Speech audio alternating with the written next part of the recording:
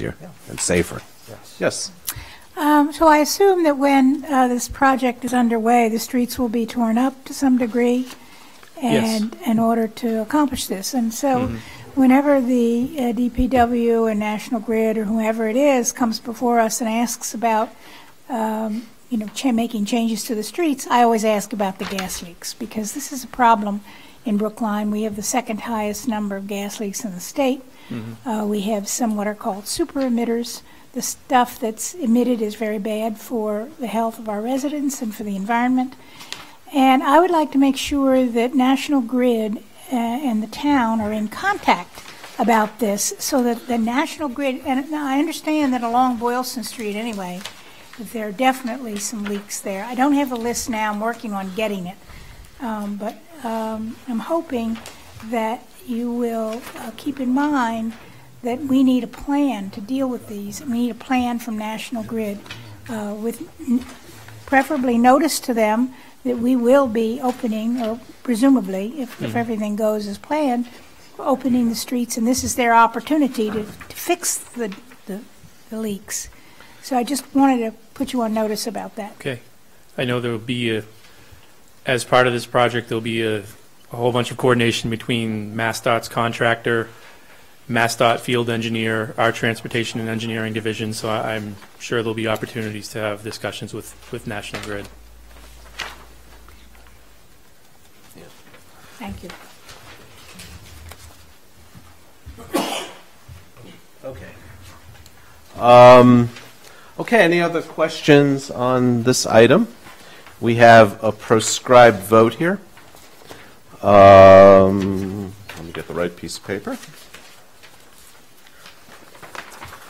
I will move that the Select Board vote its intentions to alter the layouts of Walnut Street and Washington Street as public ways to include within the layout of Walnut Street the parcels of land shown as E2, E6, and E8, and to include within the layout of Washington Street the parcels of land shown as E1, E2, E9, and E10 on a plan entitled Alteration Plan in Brookline, Massachusetts, prepared for the town of Brookline, dated March 2nd, 2018, prepared by VHB, Inc., and to forward the proposed alteration as shown to the Planning Board for its comments and recommendations pursuant to General Law, Chapter 41, Section 811. Or 81I. Okay, 81I. All those in favor of that long legal motion, please say aye. Select Person Franco. Aye. Select Person Heller. Aye. Select Person Green. Aye. Select Person Hamilton. Aye. And the chair votes aye. Great. Thank you very much. Okay, we have 2 interviews for the Transportation Board. So first one up is Susan Reagan. Or Regan. Regan, okay.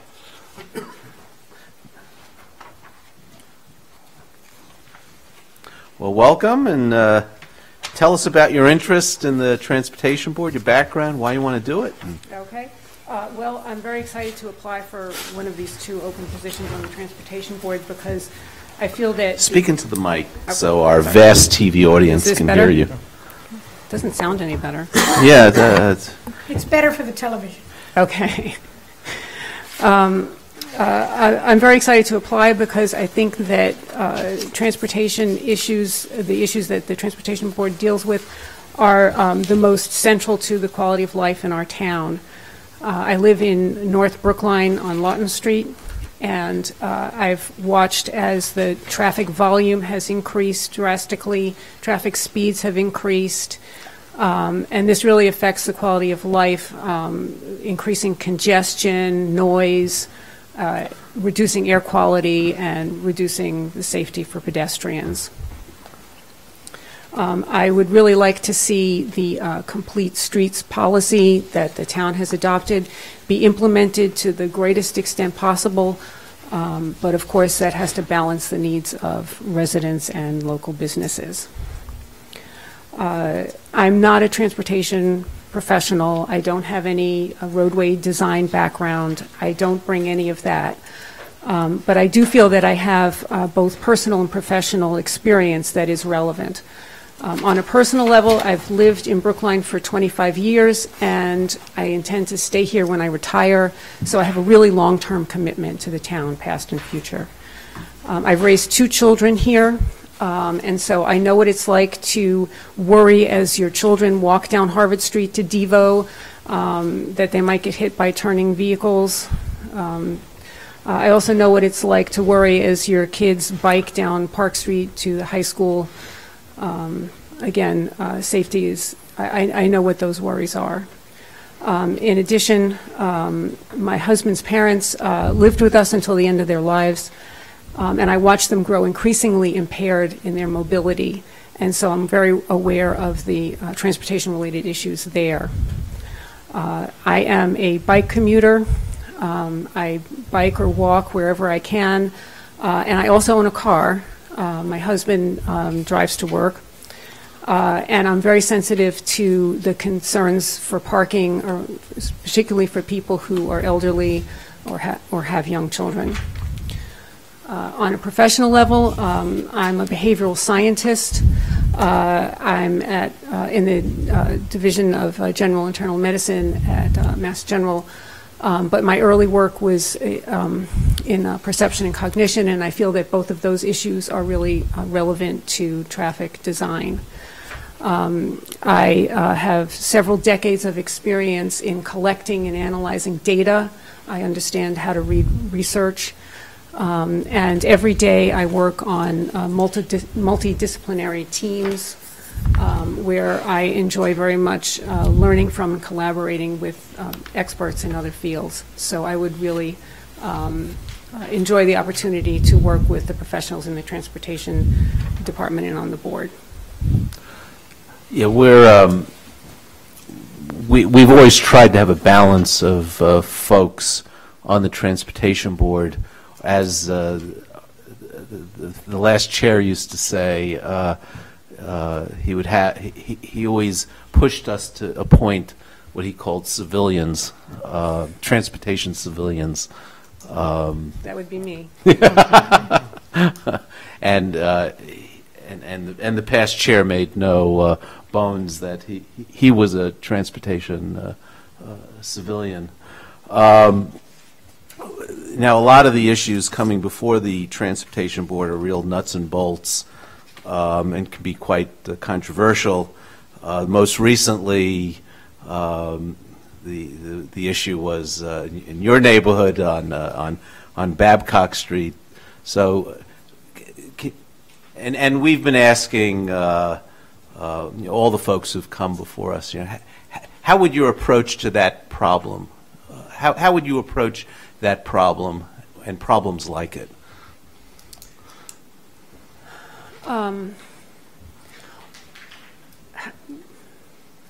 Well,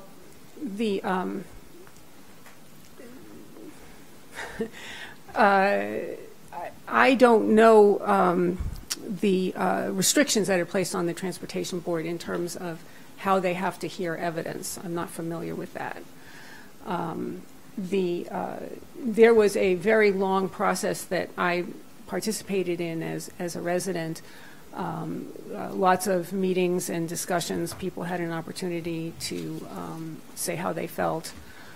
I think that you need to do that, but I think that two concerns I have are, one is that when somebody's seeking some sort of safety improvement, it seems like often the question is, well, how many accidents have happened in that spot? For example, at the end of my own street, I have been attempting to have a stop sign put in, and that was the question that everyone was raising. Well, how many people have been injured here? Rather than looking at the situation and assessing it, on the face, is an intersection that you can enter in from 4 directions with no stop signs really safe.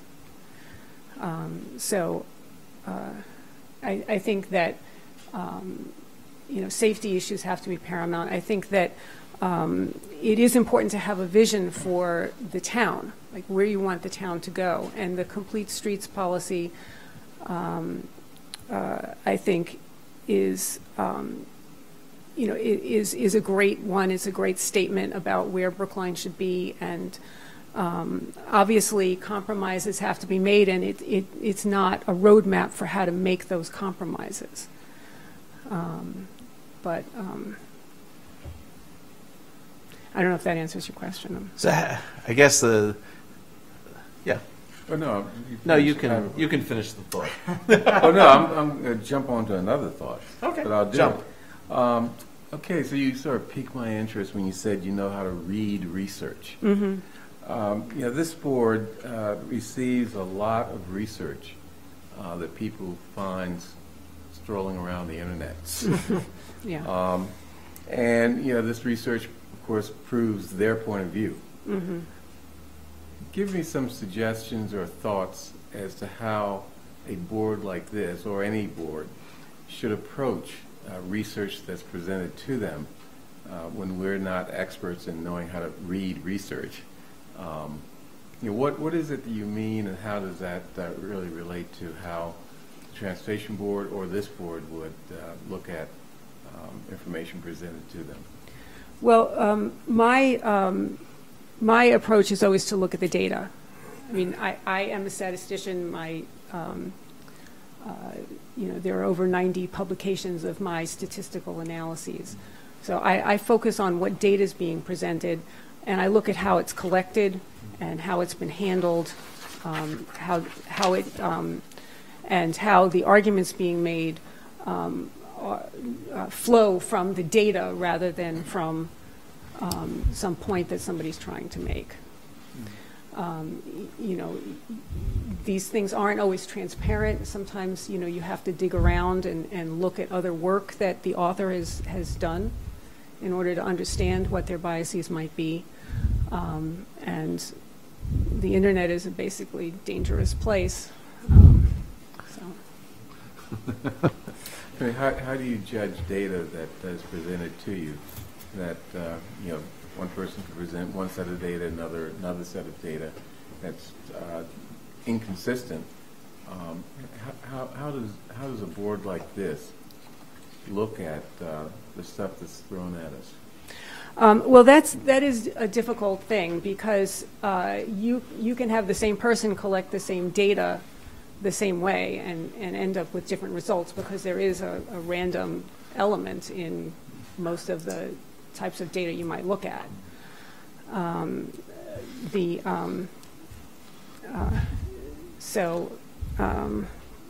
You know, the methods that are being used to collect the data are basically all you have to go on. So let's tie that concept with something you said earlier, going back to your stop sign, and you were asked, okay, what's the accident data for that intersection? So let's say the accident data is very low. How would you? Now you're on the Transportation Board. How would you react to that? If the accident, if there's very little accident data, and folks are demanding a whole bunch of stop signs, or even a reconfiguration of the street, what do you do with that? Well, I think you need to listen to the people who are asking for it and try to understand why they want it. I think you need to actually go there and do some observation yourself and see what the conditions are. In the example I gave, it is literally an intersection that can be entered 4 ways and has 1 stop sign. I pass through it every day. Mm-hmm. And I've never been involved in an accident there, but I often encounter vehicles there. So, I mean, I think that information like that needs to be taken into account instead of waiting until there's blood on the pavement. Yeah. We've had some discussions with other candidates about I'll call it the policy of the Transportation Board to have a moratorium on parking around our schools. And first of all, I'd like to ask you what your position is vis-a-vis the Transportation's authority to make such a declaration, a policy about the moratorium. And second of all, how would you approach that problem of a moratorium around our parking around our schools where teachers are allowed to park for longer than 2 hours if they have a proper permit? I'm sorry, so the moratorium is that nobody can park around the school? The moratorium is the teachers are teachers are not issued any more permits to park around the school until certain conditions are met. And so the Transportation Board has basically refused to issue any additional permits for teachers. Right. Well, if the town bylaws say that the Transportation Board can take that action, then it can take that action. If you're asking me whether I would take that, I would vote in favor of that action. I would honestly need more information about the situation. I don't know how teachers can actually function if they have to move their car every 2 hours. But I think that teachers might also consider other ways of getting to work. So, And if they live in Dedham or beyond?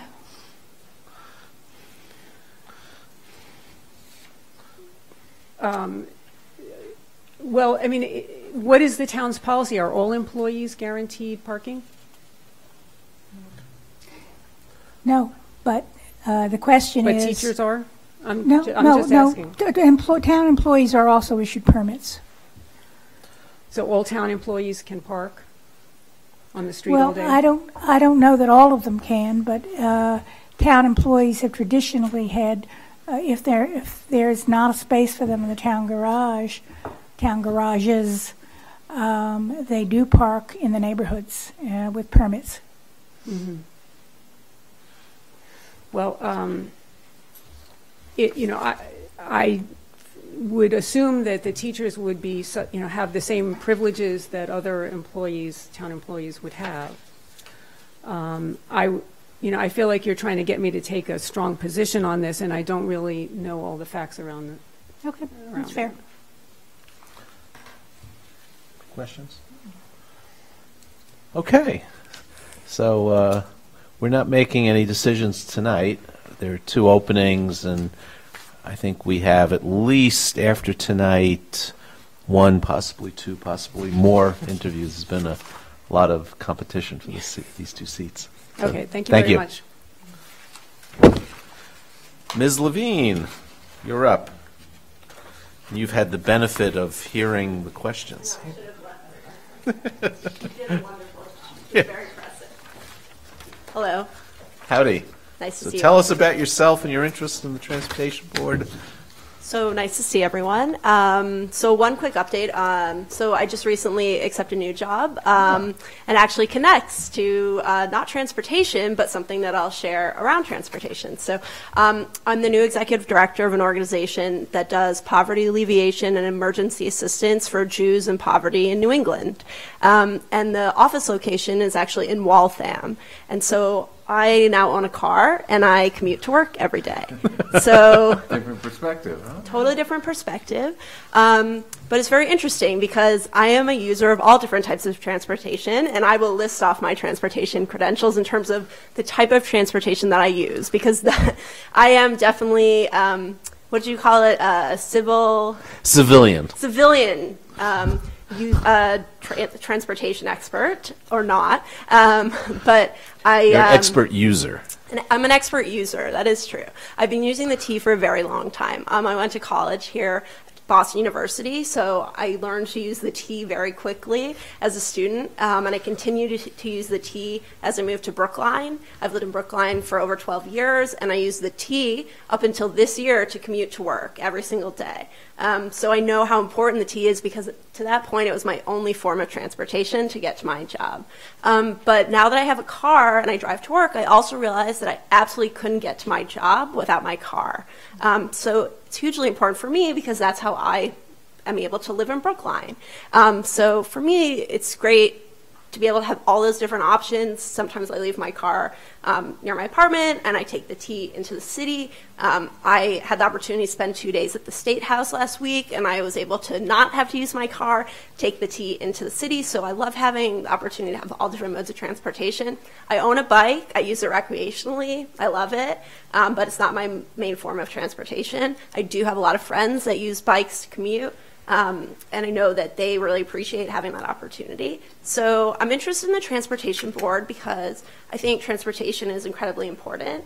It's really the key for people to get to the places they need to be, including, work, to see people they care about. And Brookline is really lucky because we have so many different options. And I think it's really important that we continue to have all those different types of options for all different kinds of people. Okay, so I guess kind of the similar questions, issues coming before the Transportation Board can be quite controversial. So tell us your approach and with reference to some of the recent controversies, such as what happened at Babcock Street. So great question. I wish I could tell you I knew enough about the Babcock Street situation to really comment on it. I've had the opportunity to be focused on another interesting challenge that Brookline was approaching on the Override Study Committee, and so I actually have not had a chance to learn as much as I would have liked to around Babcock, so I don't know enough, and I can't comment. Fair enough. So, but in terms, usually there are competing needs. So there's the needs of automobiles going through, and then other modes of transportation, pedestrians, bicyclists. Mm-hmm. So how do you balance the different modes? Yeah. So what's my approach around that? Yeah.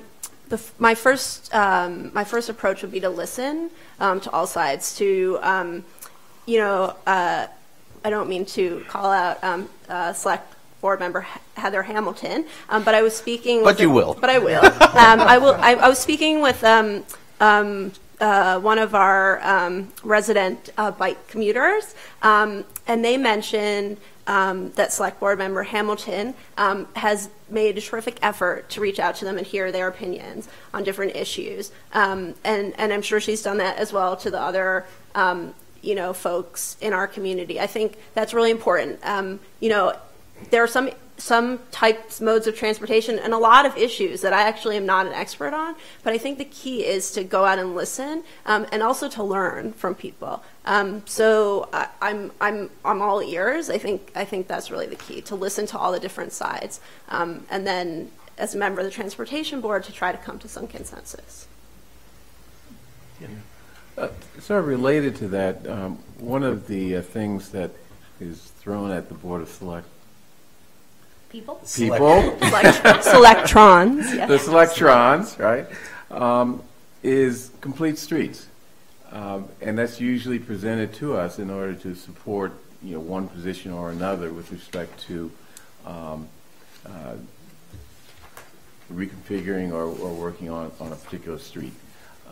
Give me your sense of how we ought to view this complete streets policy from your point of view when dealing with, for example, and you say you don't know much about Babcock, but let's say your typical street built back in the 1930s, and it's narrow, with all kinds of design problems that were appropriate in that era, but not in this era. How would you approach? Give me some thoughts on how you would approach the complete streets policy in that context. Select Board Member Green, it's a great question. Again, I'm a civilian transportation fan, and I don't have a complete sense of what the complete streets policy is, so I would have trouble. It's something that I think is important because I would say that the majority of members and residents of Brookline do not know what complete streets is. Probably would take an interest in it if they were educated around it and might have a voice in some of our transportation conversations as well. I'd be interested in learning about what it is. It basically says that we should attempt to design streets so that all modes of transportation are supported in those streets.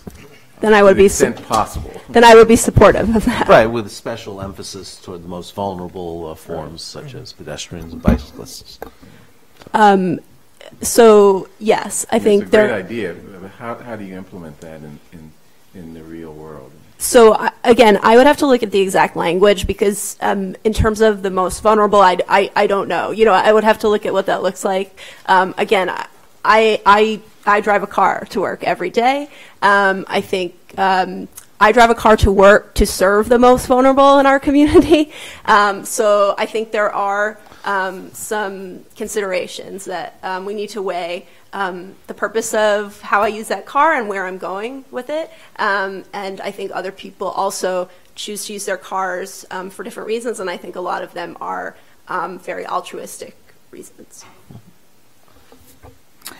Okay, so now we'll come to the moratorium. As you've heard, there's a moratorium around the schools. The Transportation Board has not issued any additional permits for teachers to park free of the 2-hour rule. The Transportation Board has basically, by adopting this policy, has asserted that it has the authority to do so, and I'm wondering if you believe that to be the case. And the second part of the question is, what do you think of that policy? I don't know enough around it to comment. I don't know what the authorities of the who had the authority before, or who you're implying had the authority before. I think it's a great opportunity to have a conversation around the authority of the Transportation Board, and that's probably where I would leave it. Okay. Select-Person Franco? So undergirding all of the specific questions that we've asked you about parking moratoriums and complete streets and Babcock, is this sort of foundational question about how you would interpret people's shared ownership of a street or public infrastructure. So legally speaking, we all own the street. Practically speaking, people who live on the street have a different sense of ownership than you who drives your car through twice a day to get to and from work, or me who goes to this coffee shop 7 days a week, too many times a day. How do you balance those sort of competing senses of ownership and competing interests? You know, cyclists have a vested interest in getting from point A to point B along a street as safely and as rapidly as possible. Motorists want to get through without having to stop at a red light or without delay, but they also want to be able to pull over on the side of the street and park to go into a store or unload their groceries. How do you deal with those competing interests where everybody's got sort of a valid claim to a space? I would say motorists also want to drive safely and you know, not harm any pedestrians. But fair enough. So I mean, I think the way that I don't see them as necessarily competing interests, but I see them as interests all working together, whether they are or not. But truthfully, I mean, everyone uses the streets. They're everyone's streets. Nobody owns them. They're public. We all pay taxes. And so I think we all have to do our best and treat them as if they are, you know, our homes, and have the utmost respect for the space. And so I think that is my philosophy on it. And I would hope that every user of that space, regardless of what mode of transportation they're on, have the same values around usage of the space. Okay. I think, as I said, we're not making any decisions tonight. Nice to see y'all. Okay, thank you. Okay, now for something completely different. Budgets. And first one up. Interesting. Right. First one up is the Advisory Committee. Mr. Lynn Jones, welcome. The most complex budget and the budget that's the biggest bargain in town. So what's happening downstairs these days? Thank you very much, Chairman Wyszynski. I'm Sean Lynn Jones, Chair of the Brookline Advisory Committee. As you've probably seen from the budget book, the financial plan has set the Advisory Committee budget essentially as a level-funded budget. And I'm going to get right to the point and talk about the key item. The pizza budget. Yes.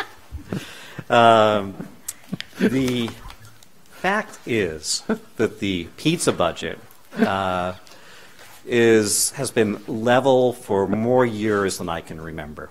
And in fact, I can remember. In fact, last year we had to move some funds from another budget item to cover the cost. You know, it doesn't. The price of pizza is increasing? It hasn't gotten any cheaper. And we eliminated beverages from that category. We don't buy drinks anymore for the Advisory Committee to keep within that item. Probably healthier as a result. They can drink water, right? Yes, yeah, that's a possibility, but yeah, maybe people would like something else water. other than water. But I'll get back to health in a second. The Advisory Committee is larger than it used to be, at 30 members, and for whatever reason, issues seem to be getting more complex and requiring more attention. You can just look at the agenda and the amount of time it takes, for example, to seek a site for a ninth school, or to look at all the options for expanding Brookline High School, or to attempt to negotiate zoning changes relevant to Hancock Village. All of these issues are incredibly complicated and time-consuming, and even something which would appear to be as simple as gender-neutral language in town documents and bylaws took an incredible amount of work, as did revising the bylaw to allow for administrative approval of some sign and awning issues. The Planning and Regulation Subcommittee of the Advisory Committee spent many, many hours working to rewrite that warrant article, that bylaw amendment, with the Planning Department. And that's just an example. I think they are now delving into issues such as the recreational marijuana question, and even something as simple as whether and how to post documents relevant to town government meetings electronically was extraordinarily complicated last year, and as you know, ended up being referred for further study to the Committee on Town Organization and Structure after many, many go-rounds. So we have a lot more meetings that start at 7. There seem to be more warrant articles this time around. They take more time, and subcommittees also find themselves meeting. So in other words, you need more pizza. Not necessarily pizza. And that brings me back to Select Board Member Green's comment from last time we had this discussion. What about healthier food, I think he asked. I did. And there is a demand among members of the Advisory Committee who have suddenly discovered that the pizza we're eating is not the healthiest possible culinary choice. Go to a different pizza place. And it's going to cost more. Salads and sandwiches will cost more. So the bottom line is, in its initial review of the budget, the Advisory Committee voted overwhelmingly to add $1,000 to the budget for pizza. And we'll revisit that question when we reconcile all the budgets and recommend an overall warrant Article 7 for the town budget for fiscal 19. But that's the important big news about the Advisory Committee budget. It's too bad I'd be we happy didn't to know answer we any could have added questions. that to the override. Why didn't we add that to the override? Well, it never came up in the Wyszynski plan somehow. We make a joke about the pizza budget, but it's a really serious issue. I mean, people are being asked to volunteer their time to do very, very critical things for the town, and they're being asked to do that under conditions that are harmful to their health. I think that's a serious issue. If the town is serious about democracy and enabling the citizens to participate in that democracy, we have to make it possible for them to do it without harming their themselves from a nutritional. Right, and a lot of these meetings happen during the dinner hour. Yeah. So, And pizza is bad. I love it. I absolutely love it. Eat it. It's bad. And I'll live less because of it. Every slice takes... Every slice takes a couple minutes off. I've been medically advised to eat less pizza. I will say I have a personal stake in this matter. Any questions? Yes. Well, not so much a question, but I have the utmost respect for the advisory committee. Sometimes I feel like they do more work than we do as a board. Maybe I should just speak for myself because I can't speak for the chair. But I think that it's an appropriate ask, and we should be taking the health of its members very seriously. Of course. And, 4 of the 5 of us are alumni of the advisory committee. Absolutely, and I would have appreciated salad since I don't eat pizza. That's okay. I was on it for Select person Heller. dozen has years. More Yeah. discipline than I do. 13 years, whatever. This is a very complicated budget. So, I think we should vote on it tonight. It's so complicated. I don't. We have to. Do we vote on individual budgets? No. We tend not to. at this time. Yeah. Especially with one that's proposing an amendment. Okay. Even $1,000 amendment, but so. Okay. But you have a favorable audience. Well, right. Thank you very much. I have to run downstairs and have dinner with the advisory committee. Okay. If there's any I ordered a roast beef sandwich instead of the pizza. Thank you again. Okay. Bye. Boy, we gave him a hard time. Ms. Murphy, you're up next. Office of the Town Council. What's happening in your shop?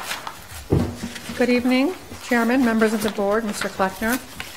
First of all, I would like to share my gratitude to the advisory committee and to this board for sharing your pizza. My staff is often overlooked when it comes to pizza, but you have been very generous in sharing your pizza, and we appreciate it. So does that mean you're looking for an increase in your pizza budget? No, I'm pleased to report the legal services budget is particularly lean this year, despite what Chairman Lynn Jones mentioned about the more complicated and time-consuming matters that are occurring in the town, that we share that burden. Despite that, the legal services budget is level funded for fiscal year 2019, with the exception of the standard longevity and step increases. There have been no changes in staffing. And again, for in another year, the largest single expense item is for outside counsel. The reason for this is the civil rights litigation we are currently involved in. And as you know, we have also reached out to counsel who is expert in the area of eminent domain and in environmental law in connection with the ninth school site And endeavor. the high school. And the high school. And the high school as well. In addition to using in-house counsel, Jonathan Simpson has been involved very heavily in some of those matters.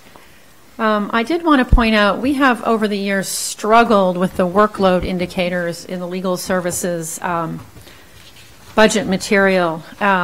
We don't believe that it really captures the amount of work that our office does. For example, we get calls every day from school administrators, from department heads, and we don't really capture that that workload, which can often be either a very simple question or a very complicated question that requires a lot of research. So we've been working with Austin Faison during the last couple of years in an effort to change the workload indicators. You will see a slight difference this year.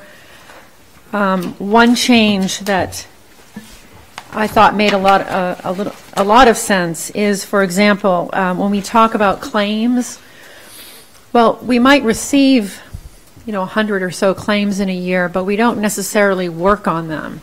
The staff does a lot of preliminary work. They may reach out to the attorneys or to the plaintiffs, depending on the case, if more information is needed, but claims often sit in a drawer somewhere. So the indicators more clearly reflect the number of cases that we're actually working on. That was one change that we made to the workload indicators. I'd like to highlight some of the cases that we have worked on in the past year. A significant matter was the Hancock Village Master Plan and Development Agreement, and the warrant articles related to that project that this board is all too familiar with. That was a tremendous amount of work. Jonathan Simpson, with a little bit of support from outside counsel, did a yeoman's amount of work on that project with some of you, and I just wanted to point out his work on that project. Sadly, as you know, the matter was defeated very narrowly at the special town meeting in the fall, but it was a very interesting project, and one that we hope very much would prevail, because it was such a good project. Jonathan Simpson also participated in streamlining the town contract approval process. You may recall a number of years ago, there was a lot of departments complained about the amount of time that it took our office to respond, and we complained about departments producing contracts at the 9th hour before they were presented to the board. We've managed to streamline that process with large thanks to Jonathan. And so I think the system has been working very well. We get the contracts a little bit earlier, and there's a process by which Jonathan and other staff in the office work with our senior paralegal to get those approved. He also worked on an interesting school residency case. I point this out because, we frequently hear about families who either live near Brookline or have relatives in Brookline and seek to enroll their children in the school system because of its quality, of course. They're very difficult cases to track down, but there was a case that actually went to federal court involving a parent who had enrolled 2 of her children in the school district despite not actually living here. She owned property. That case took a lot of time to track down in terms of determining where the children actually lived. But in the end, Jonathan prevailed in federal court, and I just wanted to point out his success in that particular case. Patty Correa has done... Court? That's a federal matter? It was. It involved federal law. Okay. Patty Correa is another member of the staff who has done yeoman's work in the regulatory field. As you know, she has done tremendous work on the marijuana-related matters that the town has under consideration presently. And I just wanted to highlight the work that she's done. She received accolades from, I think it was the Attorney General recently, if not a member of state government, who pointed out that Brookline's regulatory work was really superior, and that should in large part be attributed to First Assistant Town Council Patty Correa. She also offers a tremendous amount of policy guidance to the school committee, which should not go unrecognized. John Buchheit is another workhorse. You know that he's been involved tremendously with the school department renegotiating and working on leases for property that is used for school purposes. He also had a really interesting case in the federal court involving gun licensing. A resident of Brookline who was denied a license to carry challenged that denial with several residents from Boston in federal court. We won the case in federal court. It's now under appeal, and the interesting thing about it is that it's being backed by the NRA. So I'm happy to say we're on the right side of that case, and we will proceed with that case through the appeal process. We have also worked long and hard on the legal issues associated with the school siting that is taking place. We have, I think, wisely reached out to outside counsel to help us with environmental law issues that are related to some of those sites, and that's an ongoing process. Finally, we weekly, sometimes daily, offer guidance in both the open meeting law and in public records law.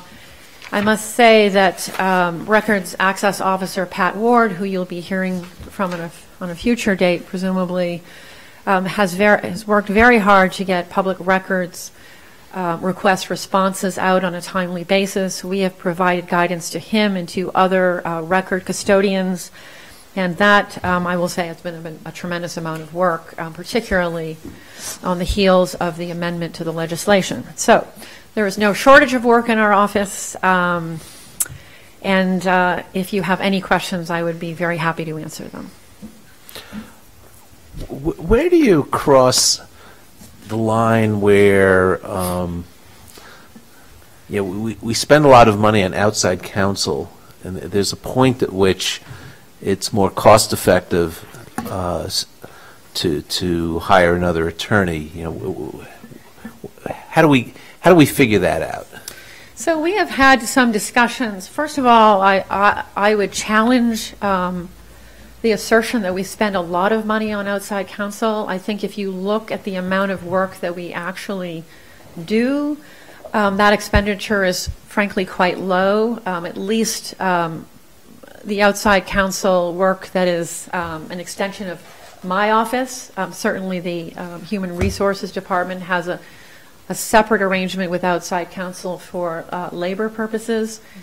And I don't really have a handle on that piece of it, but I have been in discussions with the town administrator and with Town Administrator Goff about trying to get our arms around those costs and seeing if there's a path toward a different model. We just have been so busy we haven't had the opportunity to do that, but it's an excellent question.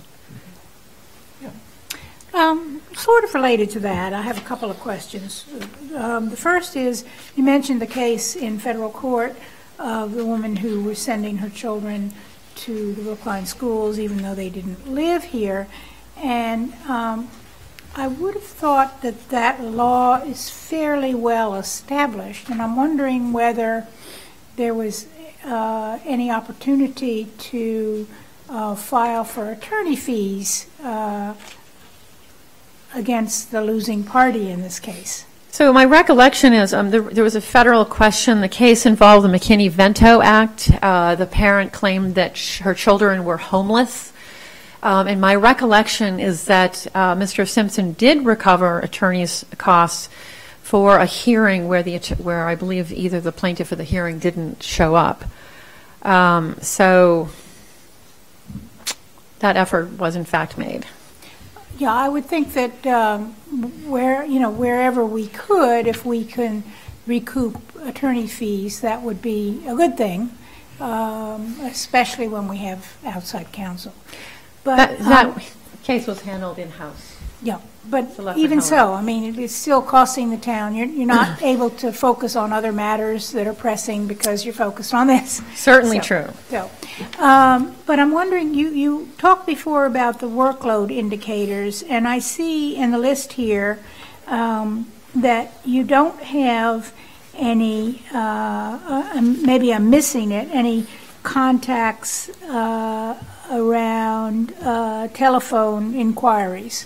And I'm wondering whether that should be added to the list. I think it should. Pardon me for interrupting. If you've concluded your question, yeah. I believe it does. We're sort of trying to figure out a way of capturing them. We haven't been successful doing that. I mean, we have a turnstile in our office, but it is something that we've talked about because certainly that is a lot of the work that we do.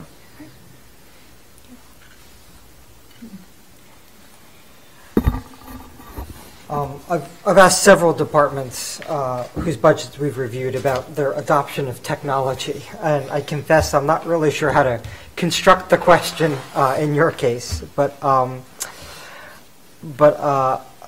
maybe I'll ask in the form of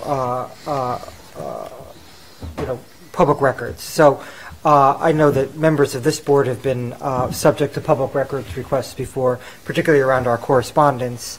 And my observation is it seems like it's always a lot of effort for us to go through our records from a period of time as perhaps it should be. But is there anything that we can adopt in terms of technology to ease that record searching and perhaps even retention piece of complying with people's requests for information? I believe there is. We've had preliminary discussions with the IT director about that. His office, his staff is often called upon to conduct searches, in particular in the area of email. In one recent public records request, the IT department captured over 4,000 emails, each of which require review in redaction. And so the conversation came up again in the context of that request, so it's something that we're very interested in pursuing.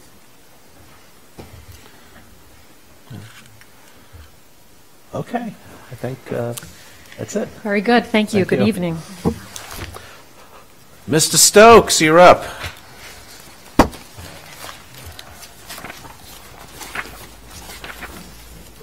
I guess the last question for Ms. Murphy, at some point, if you can weave that into your discussion. Do you want me to continue on that thread? If you wish. Sure. Good evening, Kevin Stokes, Chief Information Officer. Yeah, just that question absolutely is becoming more prevalent and more relevant as the day goes by. You know, I'm from an IT perspective, we do a lot of the background work relative to searching our email archives and our database. We have extensive backup capabilities of all that. We fortunately don't have to do anything with the end product. So I do feel for town council when we hand them quite a volume of emails that have to go through for the redaction, and unfortunately it's not an exact science. There's a lot of duplicates in there, there's a lot of things that have to be read, but ultimately you need eyeballs on them, and that's certainly not our area of expertise. So clearly there's some technology out there that could facilitate that process and make that a lot easier. I still think ultimately you get down to that base problem, which is there's a volume of information and it needs to be culled through to make sure that whatever you're providing to facilitate the request is accurate. Okay, your budget. With that said, I'll swing right into the budget. The FY19 budget that we have presented in front of you represents an increase of approximately $71,742, and that's largely driven by two particular items, which one being an increase in our phone licensing costs, and I'll speak to that in a little bit more expansive manner in a moment. And the other piece, which is approximately basically half of that, is for an increase to our shared maintenance contract with the building department for our School Dude, which is our facility management platform. So building department and IT share an application that allow for all of our staff to put in work orders relative to a broken computer or a broken light bulb. So IT actually pays for the whole thing, but it's a shared application. And both of them really kind of represent, sort of the issue at hand right now, which is I've been talking about over the last couple of years as the licensing models begin to change, you're going to see less of a sort of a need for capital and more of a need for operating. And this is this is the issue personified right here, where you have two licensing models which are changing now to be more subscription based and more user based, which means they now count. We used to be able to buy licenses for the organization. It didn't matter if we had 10 or 100 people using them. Now they're all largely individual based. So if we have 100 people, we pay more than if we had 50 people using them. And this is particularly challenging when you start to look at things like phones, where we have phones in classrooms and we have phones all over the organization. So I'd like to say that the free ride is probably over, and we're having to adjust to that. Again, the flip side of this is actually I don't have a capital request this year, and it's not to say we don't have capital needs for IT projects, but largely we're able to sustain the money we have in FY18 through FY19. So I would expect to be back here a year from now with a capital request, but there isn't the volume of technology purchases at this point. You're basically buying services, going forward. So that's the challenge. It's not going to be driven by capital investments going forward. Excuse me. So the net of it is of the increase with the two service contracts and slightly offset by some decrease in personnel. Is reflective of the 71K increase. One thing I would say that, and I did a little bit of a PowerPoint for the advisory committee when I was doing my departmental budget. One thing that I'm particularly proud of is I've been here for coming on 13 years now, and the budget for IT when I arrived in 2005 It was approximately 2.88% of the IT budget was 2.88% of the general fund. In 2018, it's 2.61%. So in terms of, the budget and trying to manage it and trying to make sure that we get the biggest bang for our buck, I'm proud that we've sort of kept the line and sort of kept the department reasonably focused, in terms of managing the technology expenditures and certainly managing the growth of the budget overall. And we've done that with several life cycle refreshes of the technology. We've done, last count, close to 40 different upgrades of applications and infrastructure, and certainly many improvements in the infrastructure that we've provided here over the years. So I'm particularly pleased that we've been able to, again, to manage those expenditures. We've had I'd say a very busy year, but they all kind of blend together after a while. I think we had another productive year in terms of rolling things out. The big kahuna this year was the new permitting system, which is working pretty well right now. A couple of minor bumps, as you would expect, and quite honestly, as you roll out a new application, you're always doing something the first time until you're doing it the second time. So I'd like to say we're beyond it, but a lot of the things we're doing now, we're still the first time with the new system. So I think we need another probably 6 months before we can say I think we're okay, because everything we're doing now is, again, new system, new challenges, but we'll get through them. What I'm pleased now in terms of having rolled out that new application, we now have a whole host of capabilities now that our field inspection force can take advantage of, particularly with permitting, which is interesting. It looks like almost 2/3 of our permitting fees now are being collected online, or people are actually paying for permitting online, which is great. So when you start to collate that with inspections being occurring in the field and some of the other workflows, you're really starting to see a very mobile workforce and a very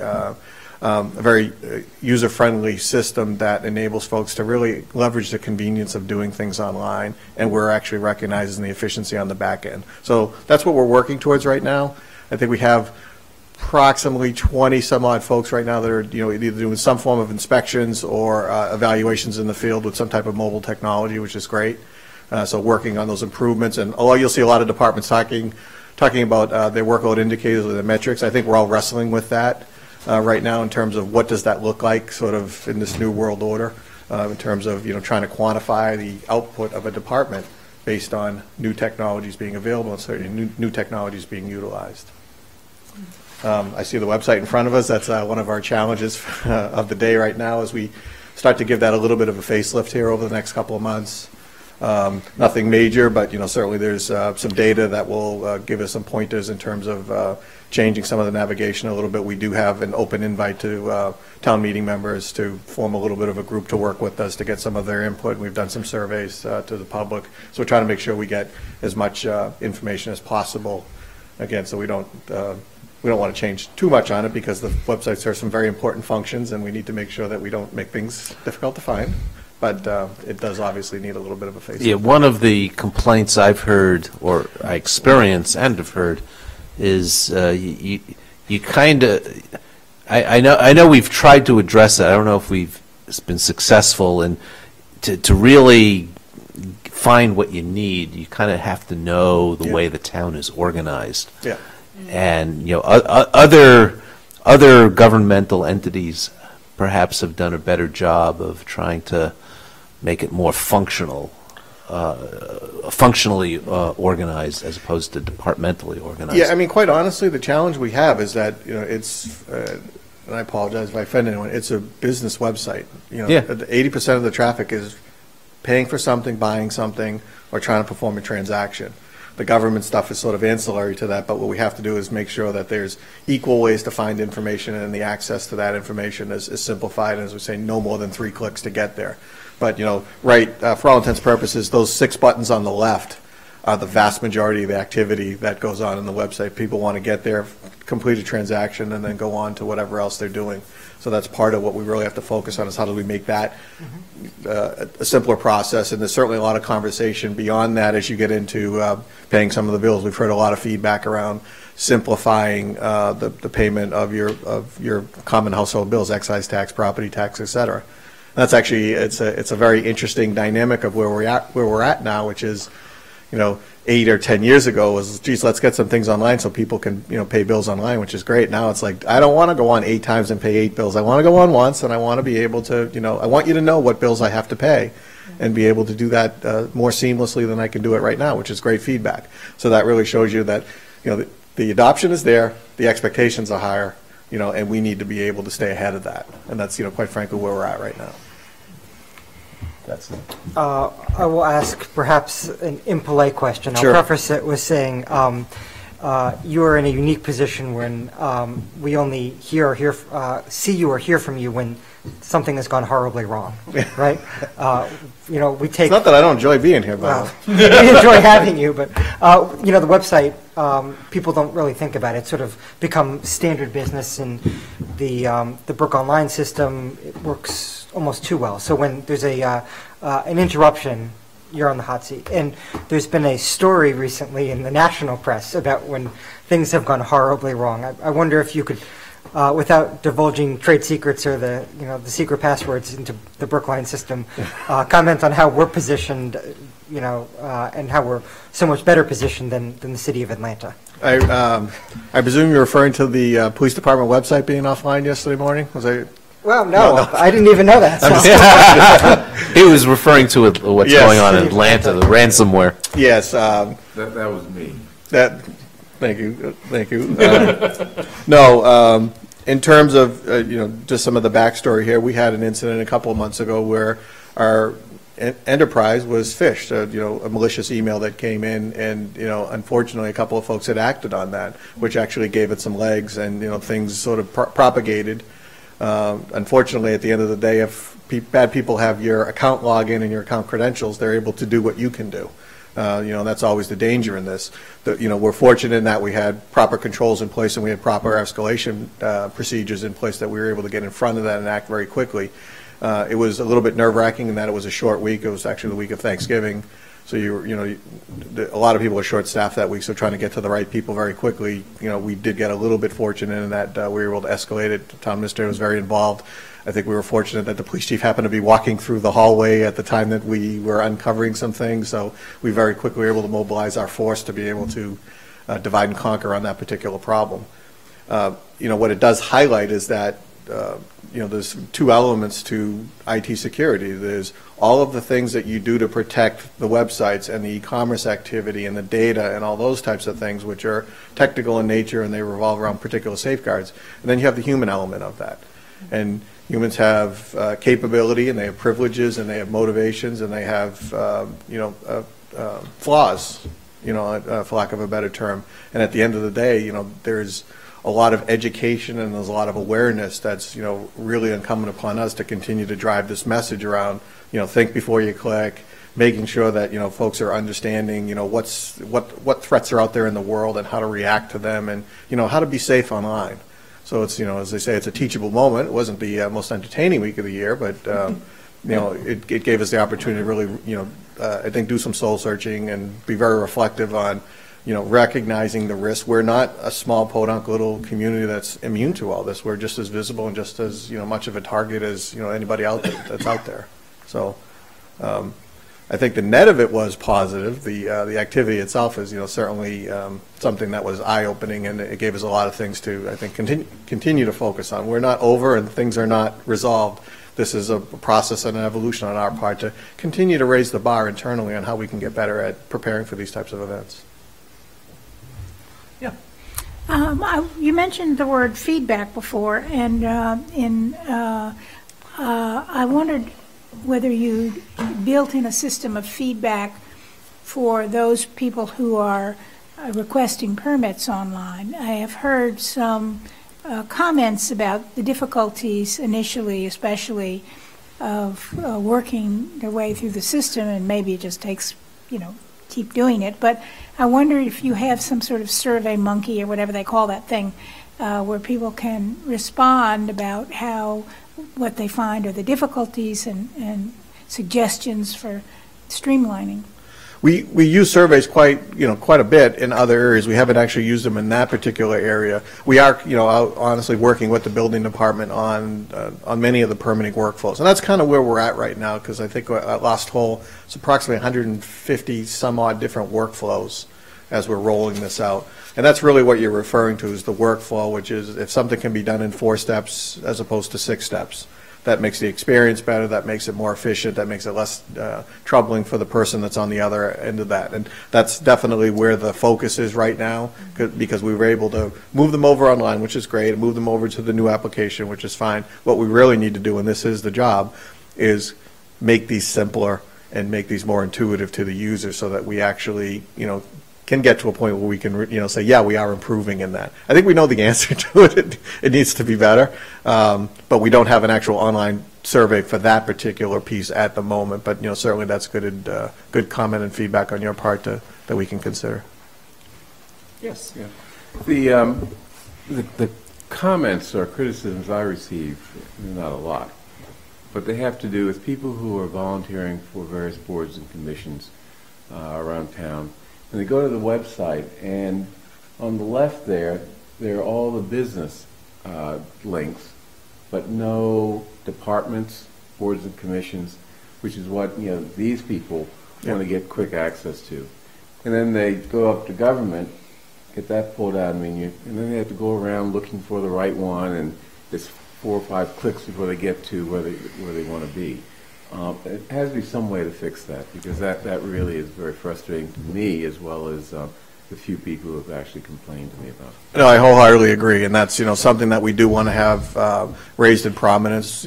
Both boards and commissions openings and volunteer opportunities. So to the extent that we can highlight both of them in there in a prominent fashion that is intuitive and easy to find, you shouldn't have to click and search through something like that. I absolutely agree. Yeah. Select Person Green has reminded me that one issue that I've noticed is that if you go down, scroll down and you see underneath where it says view all meetings or view whatever that is, right, the latest news, that there are some things there that it seems to me should be elevated to the buttons on the left that Bernard was talking about. For instance, the big projects we're doing in town, the Devotion Project, the BHS expansion, the override while it's going on, and sometime after it happens, because those things keep going down the page and then you lose them, and then you don't know how to get to it. And it's frustrating to me because people ask me, and I say, go on the web and look on the front page, and there it is, and then it's not there anymore. Yeah. So have you given thought to? A lot of thought. I'm almost out of ideas because you see 2 of them right there. On the community links right there, you see the little scrolling window. So that was version 1 of trying to address how do we get more things on the front page without, again, obstructing what we're trying to do. Part 2 of that was the separation of what's called latest news and spotlight, and that was very much around that line as we were putting in sort of general news and important project-related news on top of each other. They were pushing each other down, so we created 2 separate areas there. So we tried. Click on spotlight. I've never noticed that. Yeah. So general news updates and things like that, because what was happening is that these were coming more frequently. So if we had a latest news item, quite possibly it could have been pushed down 5 or 6 deep on any particular day. So you sort of lose that ability to highlight that particular piece if it's very quickly going to get pushed down. So absolutely, global challenge, and ultimately what I wrestle with every day is everybody wants everything on the front page. Well, of course. That's always been a historical challenge there. But the high school expansion and Devotion, for instance, but the high school expansion is going to go on for, 4 or 5 years.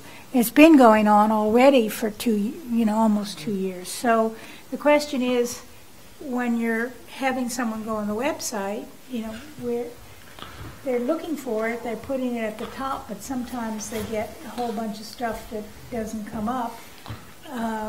you know, or comes up with this huge list, and it's mystifying as to which thing to click on. Yeah. So I'm wondering whether there's any thought given to simplification of that. Just BHS expansion, click. And then Well, we you have, can go to the different places, the public schools, you can go to the, you know, select board discussions of it, you can go to warrant articles around it, you can, you know. So that's actually what the what the discussion was around. Where do we prominently display those projects? And on the building department sites, they have a list of all their capital projects and certainly all that detail. And then on the school website, we have their specific pages on there as well. A couple of years ago, the question was around the all the override documents. So we had a special icon, and we had all, special area for all the we called it Override Central. So a lot of that information was in one area because that was a hot topic at that time. So these do come out. So Override Central is still there. It's still there. Okay, so we're now going into an override. So you click on, it's on the left, Yeah. quick link, little below where you are. So you click on there, and you get, okay, so this, It's the updated one.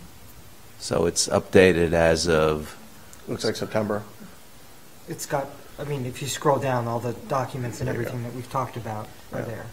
yeah. Okay, so And then- February 13th, so it looks like there's some current meeting minutes in there, et cetera. But shouldn't that flip to the most recent activity first, and then the, you know what I'm saying? In other words, we had a vote in March. Yeah. To put it on the ballot. Shouldn't that go first, and the other things sink below it? I mean, I would think that that's a frustration for people to look and see, not the latest news, but the news that's 6 months old. I'd certainly defer that to the committee on how they organize it. I could see a possibly different viewpoint where if you're coming into that, you sort of want to be brought up to speed on the discussions and sort of how you got there, because that's, also what folks do come to us from time to time saying, how do I learn more about this? And, what is the issue and how do I get educated on it?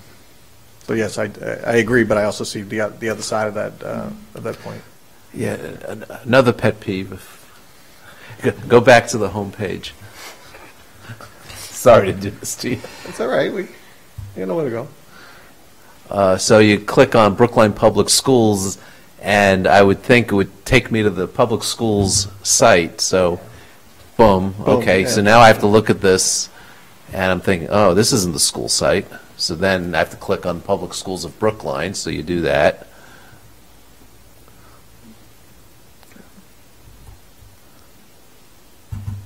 And it's slow. Okay, so it's two clicks. You don't really need that. Yeah. intermediate. Well, the one thing I will say on the public schools website, the top transactions are people looking for other schools. Mm-hmm. So, again, the data definitely, will tell you some things in terms of how to organize it. So more often than not, they might be looking for a particular contact of another school. What's still interesting is if you're a new resident or thinking of moving to Brookline, you want to look at buffer zones, or you want to look at, what school is in this particular area, and then how do I learn more about that particular school? Yes. Could you, select person, Frank and I are members of the Licensing Review Committee. Go there and you'll see something that stands out that should be fixed really quickly, and it's very easy to fix. Where am I going now? Licensing Review Committee. So you have to go to Let me boards just and say- commissions. Okay, boards and commissions.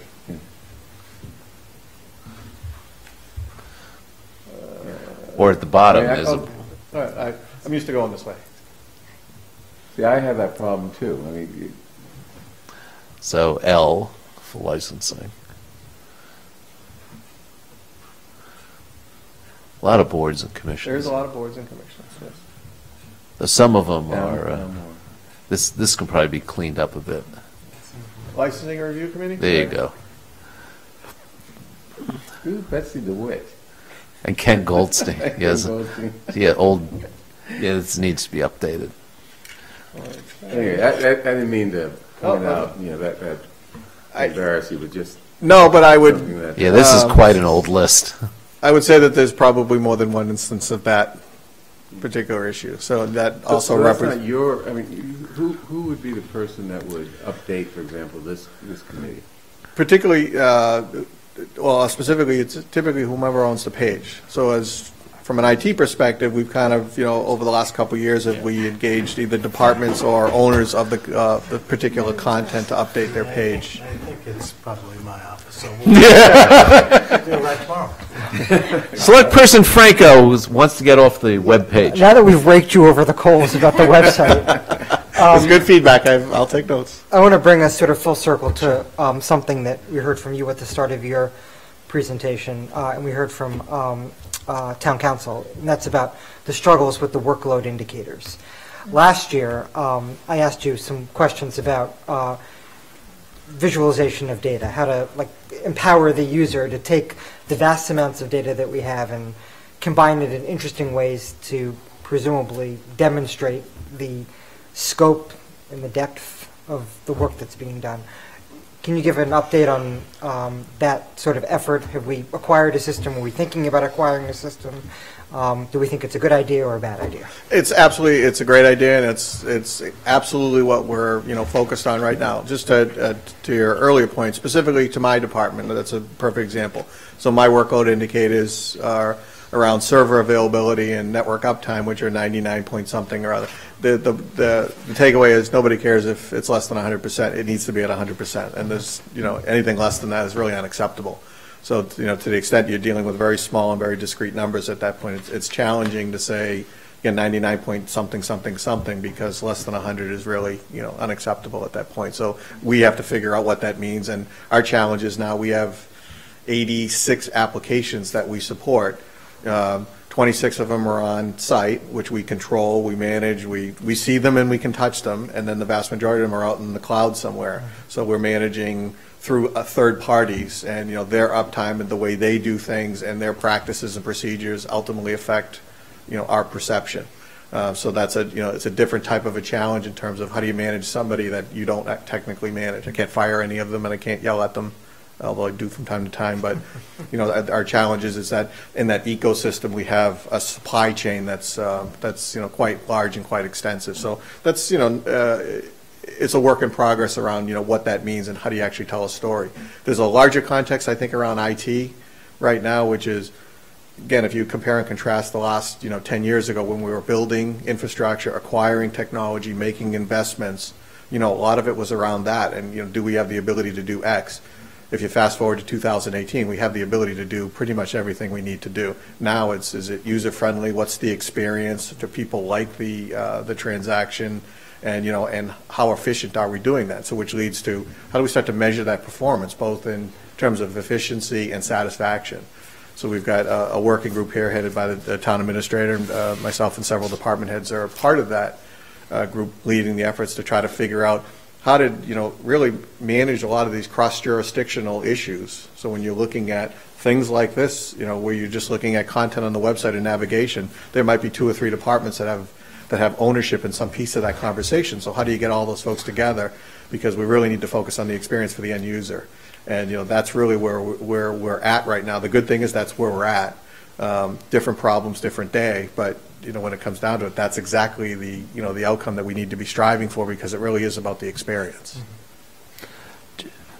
Do me a favor and just go off this page. It's outdated. But I'll I think end just by marveling that you only have 12 people in the department. 17 if you count the school folks. Right. Well, okay. Thank you, though. And for a department with such a large impact, it's being done in a very lean, mean manner. Thank you. And so I congratulate you on being able to do so much with so little. We didn't even talk about the libraries. Right. Yeah. Right. Yeah. Anything else? Okay. If I could just add one last thing. I was here about 2 months ago requesting a balance transfer to fund a citizen survey study I'm pleased to say that we're kicking that process off in the next couple of weeks, and I'll be back probably in about 3 weeks for a little bit more detail, exactly what the citizen survey aims to achieve and sort of how it'll roll out and what we think the impact will be. So hopefully in about 3 weeks I'll be back to talk a little bit more about that. Okay, Great. cool. Thank you. Good night. Okay. And now we have unclassified and debt and interest. Always Fascinating. always a fascinating and riveting Good evening. discussion. So the unclassified section of the budget is essentially items that don't belong to departmental budgets. So we have a miscellaneous account for out-of-state travel that generally, if a department head wants to go to a conference that's not provided for in their budget, they would talk to Mel about whether or not they could attend. Printing of warrants and town meeting. This is for the financial plan printing, the combined reports, the people that provide staff support to town meeting. MMA dues, that's our professional association, Massachusetts Municipal Association. These are the town dues. Vocational technical, this was an item that we added last year. These are for people that decide to go outside of the school district and they're not school department related vocational educational expenses. We had some conversation about that last year, and at the town school partnership level we agreed that any growth or decline in that budget would be split between the schools and town 50-50. Right now there's no change, so there's no impact in fiscal 19. General insurance, I think you're going to need a little explanation in the budget book on that. I noted that when we were going through the review process as well. General insurance, we are self-insured for most things, but we do have property insurance, and some of our larger vehicles, like our fire apparatus, we do have insurance policies for. Audit with very large deductibles. Yes. Audit and professional services, so we have our annual audit, but then we also have some money for consulting services that's under the jurisdiction of the town administrator.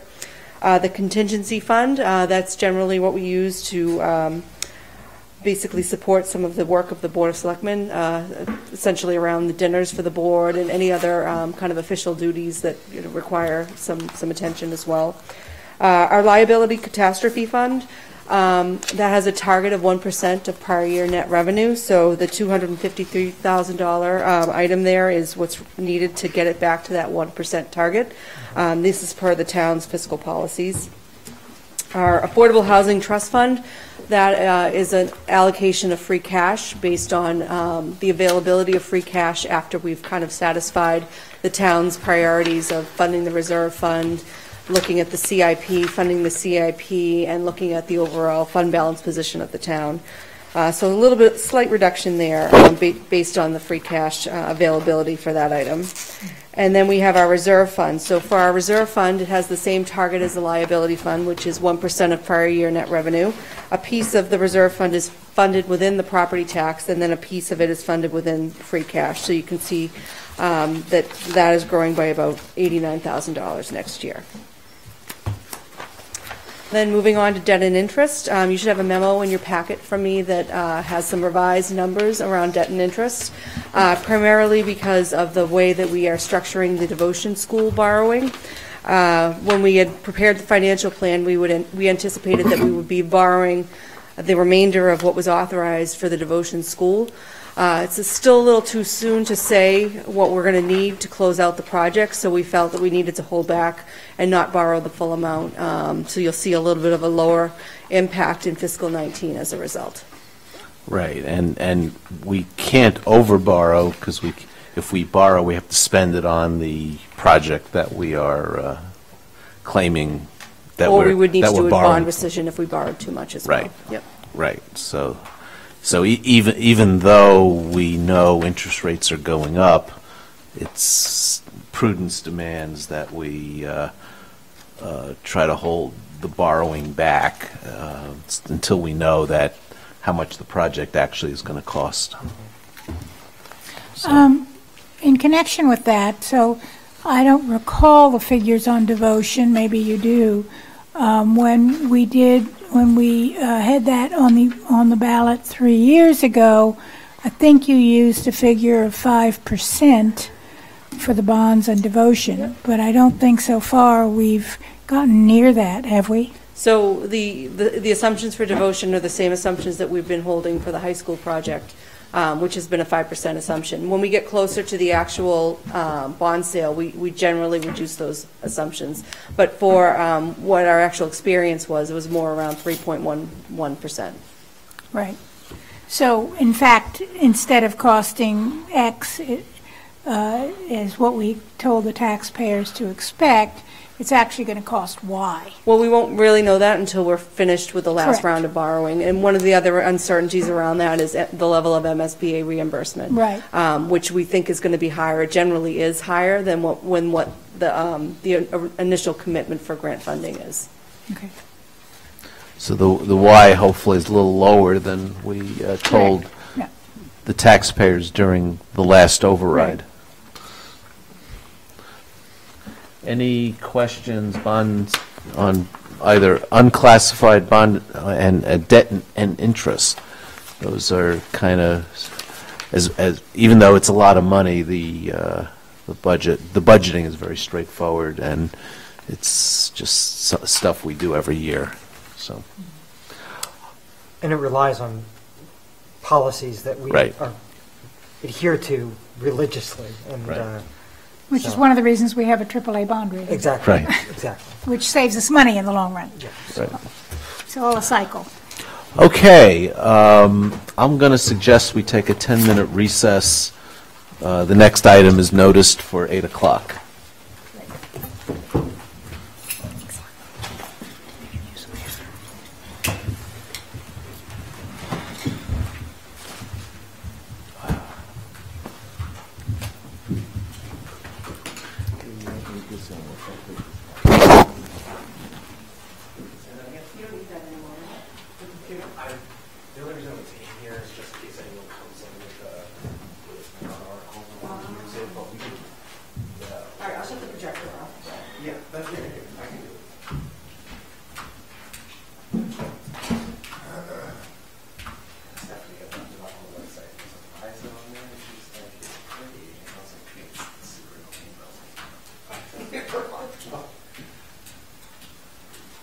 My shoes are making a weird clicking noise. I don't know if that means the heel's about to break or what. Is there something stuck on the bottom of it? The same thing happened to sand rubber ruler. No, I think the heel is compromised. This is a sign. What? No, it should be the technical difficulties. I know.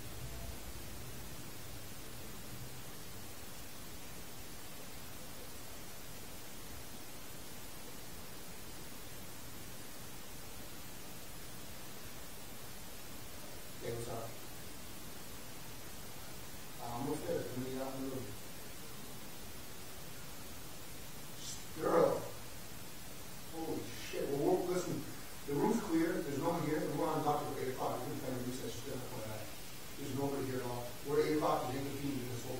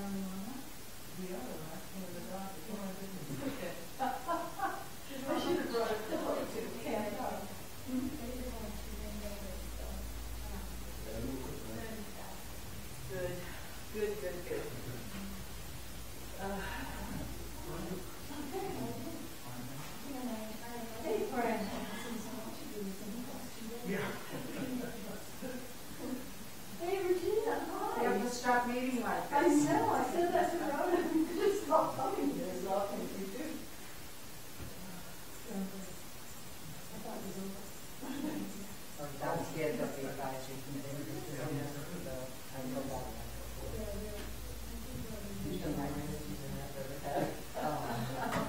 I wish. But I've been coming here for 18 years every Tuesday night, and it's hard to break a habit. Oh my God. In fact, I somehow knew I should do what I would have done on the Tuesday night. After I soon showed up here, I had a brown shoe and a black shoe. Had no idea, somebody had to tell me that. It couldn't have been very serious. Oh, well, it was very serious. I was told I was never going to recover. I couldn't speak. To this day, I can't read straight. It takes an enormous amount of effort since I'm dyslexic. I lost my hearing. I worked on awfully hard to get in my pain. Are you like on elephant? Or and actually I had this stroke like that on my heart. And my body seems to be 10 months. So the stroke straightened my heart. My heart began to edge like a stroke. Isn't that ironic? But yes, I look very good, but I know that I really was very dizzy spell. I can't count the number of times I've fallen downstairs twice a day.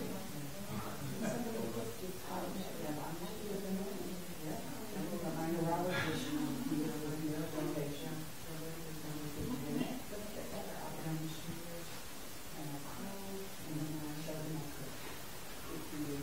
I'm going to sit here. Do you want to sit here? Okay, then I'm going to put my foot over here. Because I think there will not be a rational seat. I think I can put my foot on this side and walk on. Oh, hell.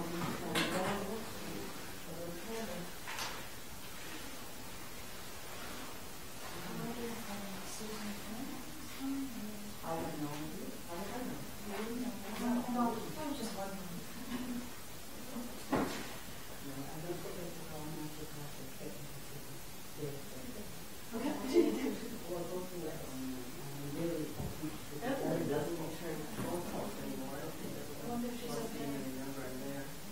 I went over and I left a note for her, I think maybe a month or two ago, a card, because I hadn't heard from her since such a long time.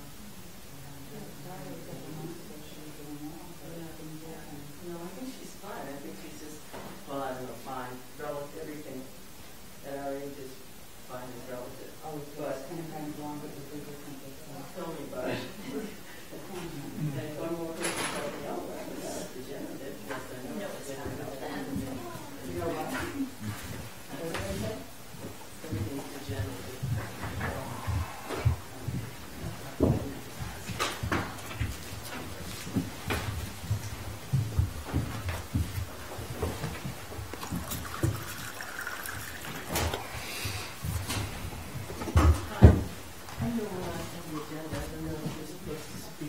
No. Good, wonderful. But I did want to let you know, we have sort of changed the ages, and as that changes some of the numbers, I don't know if we'll make any difference. Actually, then we'll ask you about it. But no, not now.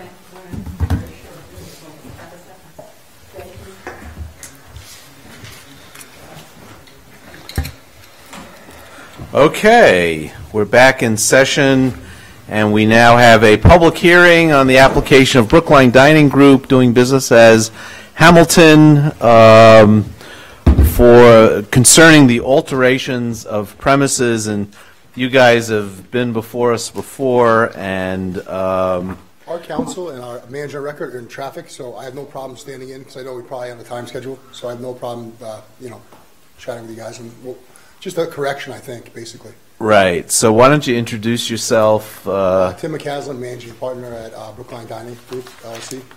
Okay, and this is related to Hamilton at 1366 Beacon Street, not the musical, but the restaurant. Yes, sir. And I understand the ABCC wanted us to re-advertise, make it clear that there were alterations to the premises, and hence we've done this. We've been through a public hearing on this one already. We've quizzed you guys on your knowledge of the Brookline liquor laws, and we gave you the lecture on how we don't want to see you here with liquor violations, and we take that seriously, and we do stings so we've been through all that. This is the second time. So does anyone on the board have any? Well, I would just suggest that you quickly walk through tell us. So for the record, the renovations that you're planning. Yes, ma'am. So that they can be part of a public hearing record. Well, basically, it's the full bar in the dead center of the restaurant, and we added some folding windows that open to the public alongside the main center street. Other than that, we updated the kitchen, updated the bathrooms. It's a lot of cosmetic, just basically. And you complied with ADA, I'm sure? Yes, ma'am. Okay. So that's it. That's it. Yeah. Tell us about your menu. This is your chance to market yourselves to our vast TV audience. We're going to have a little bit of everything: steak, pasta, fish. We got a little bit of everything for everybody. So we're excited. Okay. She's actually bringing, I think, some paperwork she needed to file. So she's on her way here. She's going to have that. If not, I can just give it to Dawn in the morning, whatever's easier. Yeah, the mailing, the notice of butters, yeah. Yeah, all the certifieds. Yep, she can do that with Kate when she gets here, or in the morning, I guess. Okay, this is I was walking by the other day and Yeah. saw a television on. I had hoped that meant that you guys were open.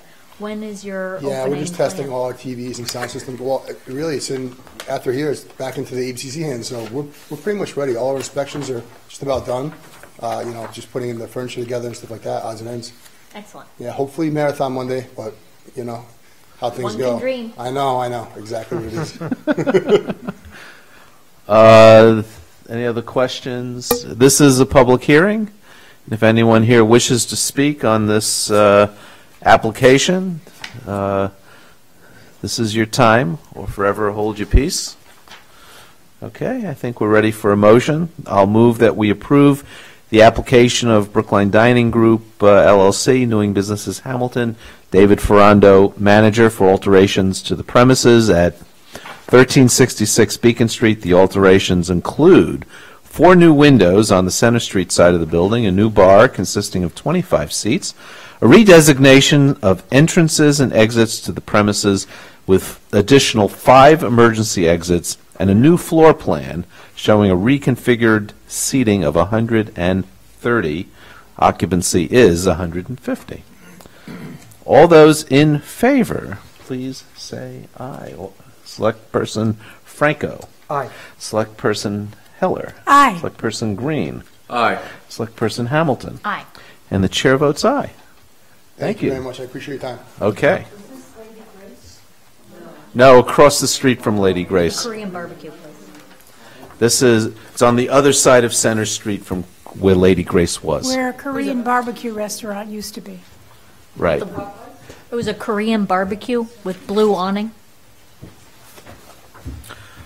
Okay, the next thing is noticed for approximately 8:15. It's now 8:11, and I believe 8:11 is approximately 8:15. So I think we can move on to warrant articles. And the first one is Article 4, and this is special appropriation closeouts and debt rescissions. Mr. Faison. Good evening, Assistant Town Administrator Austin Faison. This is one of those every year type of warrant articles concerning giving the comptroller the authorization to close out a portion of unexpected balances. And in the packet, Part 12.1 with Article 4, pages 12.3, 12.4, and 12.5 detail the individual lines and the amount spent and the amount available with them. Do we have any bonds that we need to rescind this year? No. Okay. So I guess the official motion would be no action. That is correct. love those kinds of motions. Yeah. But I okay. If there are specific ones you'd want more information on, this is a great opportunity to kind of go through it with a fine-tooth comb, and then you can vote on it at another date, similar to some of the other warrant articles.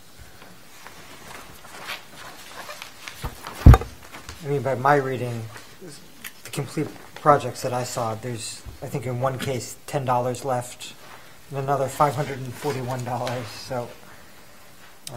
Melissa, Deputy Town Administrator Goff, and the comptroller and the assistant comptroller have been reaching out to department heads about all of the different items. We were just talking with the new Fire Chief Sullivan today about some of the items that the fire department has outstanding on this. So it's one of those things that's constantly worked on.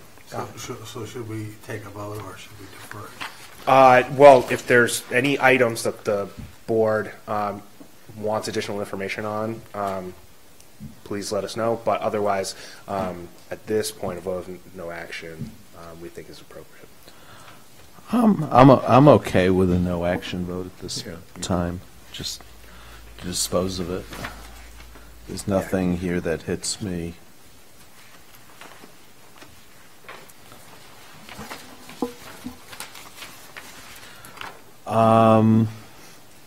Okay, so I'll move no action. Could I ask one question? So there's a column here for available balance. Is that what you expect to be available at the end of the year, or is that what's currently available now? That's what's currently available now. So you expect to expend some of these funds? Trying to tie out all of it that we can. Some of these are long projects that they're very specific in their nature of capital, so that it's money that can only be spent on engine one, for example, in the fire department, not necessarily on a specific part of the equipment. So if there's an additional hose or something that they could use this money for, they could. But we're trying to work with all the department heads to try to clear some of these up as well. But this, again, annual type of ask, generally no action. Well, I guess the question is whether, if the numbers are going to change between now and town meeting, say. I mean, like I said, it's something that's constantly being worked on. So they're paying attention to it right now. It's no action generally. So it's something that, again, if there's a specific item that you want some more information on. Well, I guess we could always have a reconsider. Yeah, these items are going to change daily as money gets encumbered, and so I wouldn't get hung up on that. Technically, this can happen anyway. This is just a means of doing public disclosure of it, which I support, obviously. Yeah, obviously. The vote is sort of meaningless in some sense. Right. Okay, so I'll move a no action. Oh, this is a public hearing. If any member of the public wishes to speak on a notice that, on a vote that Select Person Franco, I won't say what he said. I think he applauded the transparency. There you go. I said it's a vehicle for transparency. Right. With a recommended no action vote, I see none who wish to speak to this. All those in favor of a no action recommendation, please say aye. Select Person Franco? Aye. Select Person Heller? Aye. Select Person Green? Aye. Select Person Hamilton? Aye. And the chair votes aye. Thank you. Thank you. So moving on to something a little more substantive. Actually, that was substantive. It's just as I keep digging myself deeper. You didn't learn from my example? Ms. Granoff, we're Article 25. See, we just came into the room and took you right away. How often does that happen? And to standing room only attendance. Yeah. Why don't you bring the mic down? Standing room only attendance. Yes, yes. Our meetings are just so riveting. Okay. So why don't you tell us what you're trying to do? Sure. Warrant Article 25 seeks to correct an inequity. The growing number of Brookline senior homeowners with low or modest fixed incomes are no longer able to qualify for the state income tax credit that was especially created to help seniors just like them. Massachusetts enacted the senior circuit breaker tax credit in 1999 to help provide tax relief to seniors with low or modest incomes and high housing costs.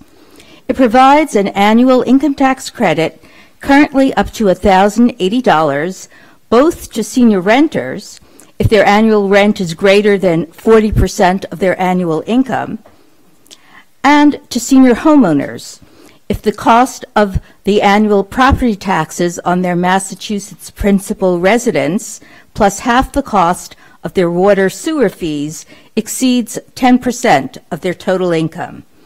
To qualify for the program, participants must meet very strict income requirements. $57,000 maximum for a single tax filer, $86,000 for a married couple filing jointly. For purposes of this credit, all forms of income are counted, even income that is not considered taxable under federal and Massachusetts tax law. In 2015, the last year we have statistics for usage, over 86,000 Massachusetts seniors participated in this program, an increase of nearly 22% in statewide participants since 2008. In Brookline, the number of seniors claiming this credit peaked at 360 in 2009 and then started to decrease. By 2015, only 328 Brookline seniors were claiming it, a drop of 9%.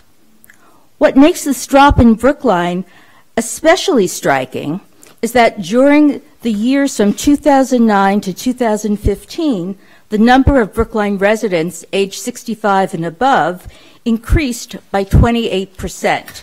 So strictly on the basis of demographics, you would have expected the 300 Brookline claimants in 2009 to have increased by 100 by 2015 to 460. Instead, they had decreased by 32 to 328. Question is, why this drop-off? I think it's because the assessed values of Brookline's homes have grown exponentially higher than the residential real estate values in the rest of the state, and this is preventing many otherwise qualified Brookline seniors from claiming the CB tax credit. You see, to be eligible for the senior CB tax credit, homeowners must meet an additional qualification. Their condo or home may not have an assessed value greater than a specified amount, which changes each year based on that year's statewide average of the assessed values of all single-family residences throughout the entire state. I believe that many Brookline senior homeowners are no longer eligible for this tax credit, no matter how low their incomes might be, solely because the assessed value of the Brookline condo or home where they live exceeds this qualification amount, which is based on a statewide average and doesn't accurately reflect Brookline's average residential real estate values. In 2008, this cutoff qualification amount was $793,000. But because residential real estate values in the western part of the state began to plummet at that time, it decreased 6 years in a row between 2009 and 2014. By 2015, it was $100,000 less than in 2008, $693,000. Currently, the CB qualifying amount is $747,000, but this is still nearly $50,000 below what it was in 2008. And this is a particular problem for Brookline because, as you know, Brookline's real estate values during this time period have been increasing at a rate of 5 to 10% each year. As a result, fewer and fewer Brookline senior homeowners can qualify for a tax credit that they would have otherwise been able to qualify for years ago. My proposed warrant article addresses this problem by asking the Select Board to petition the state legislature for a special act authorizing Brookline to create a program that would work as follows. It essentially takes the requirements of the state circuit breaker tax credit and modifies it to take account of Brookline's property values. It has the same income requirements as the state law.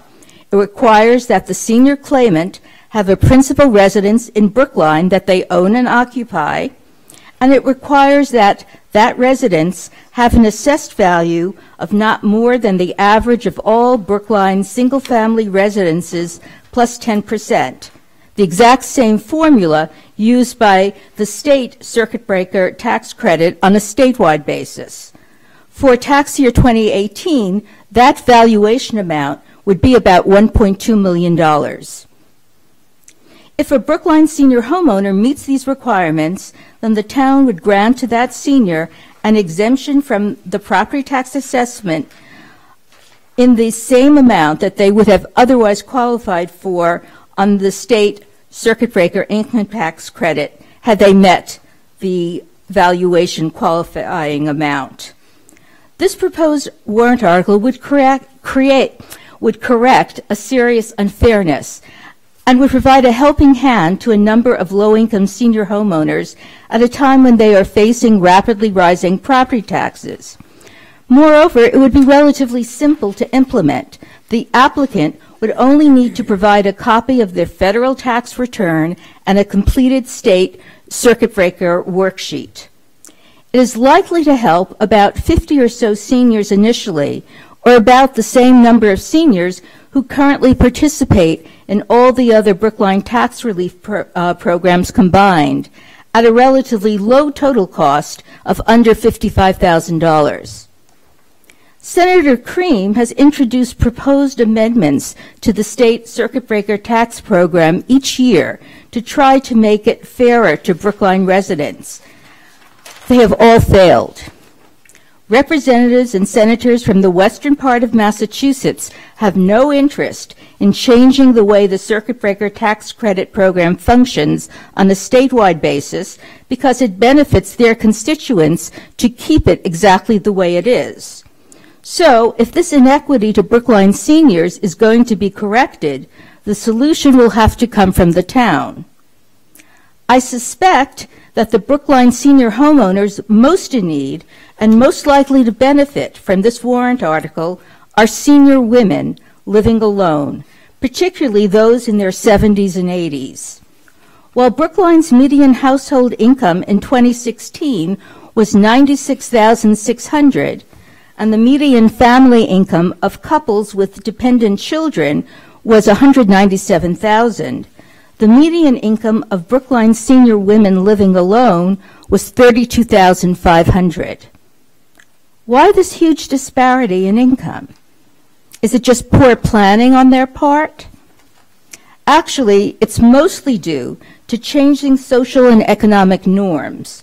Many senior women grew up at a time when it was commonplace for women to stay at home when their children were young, and single-income households were the norm.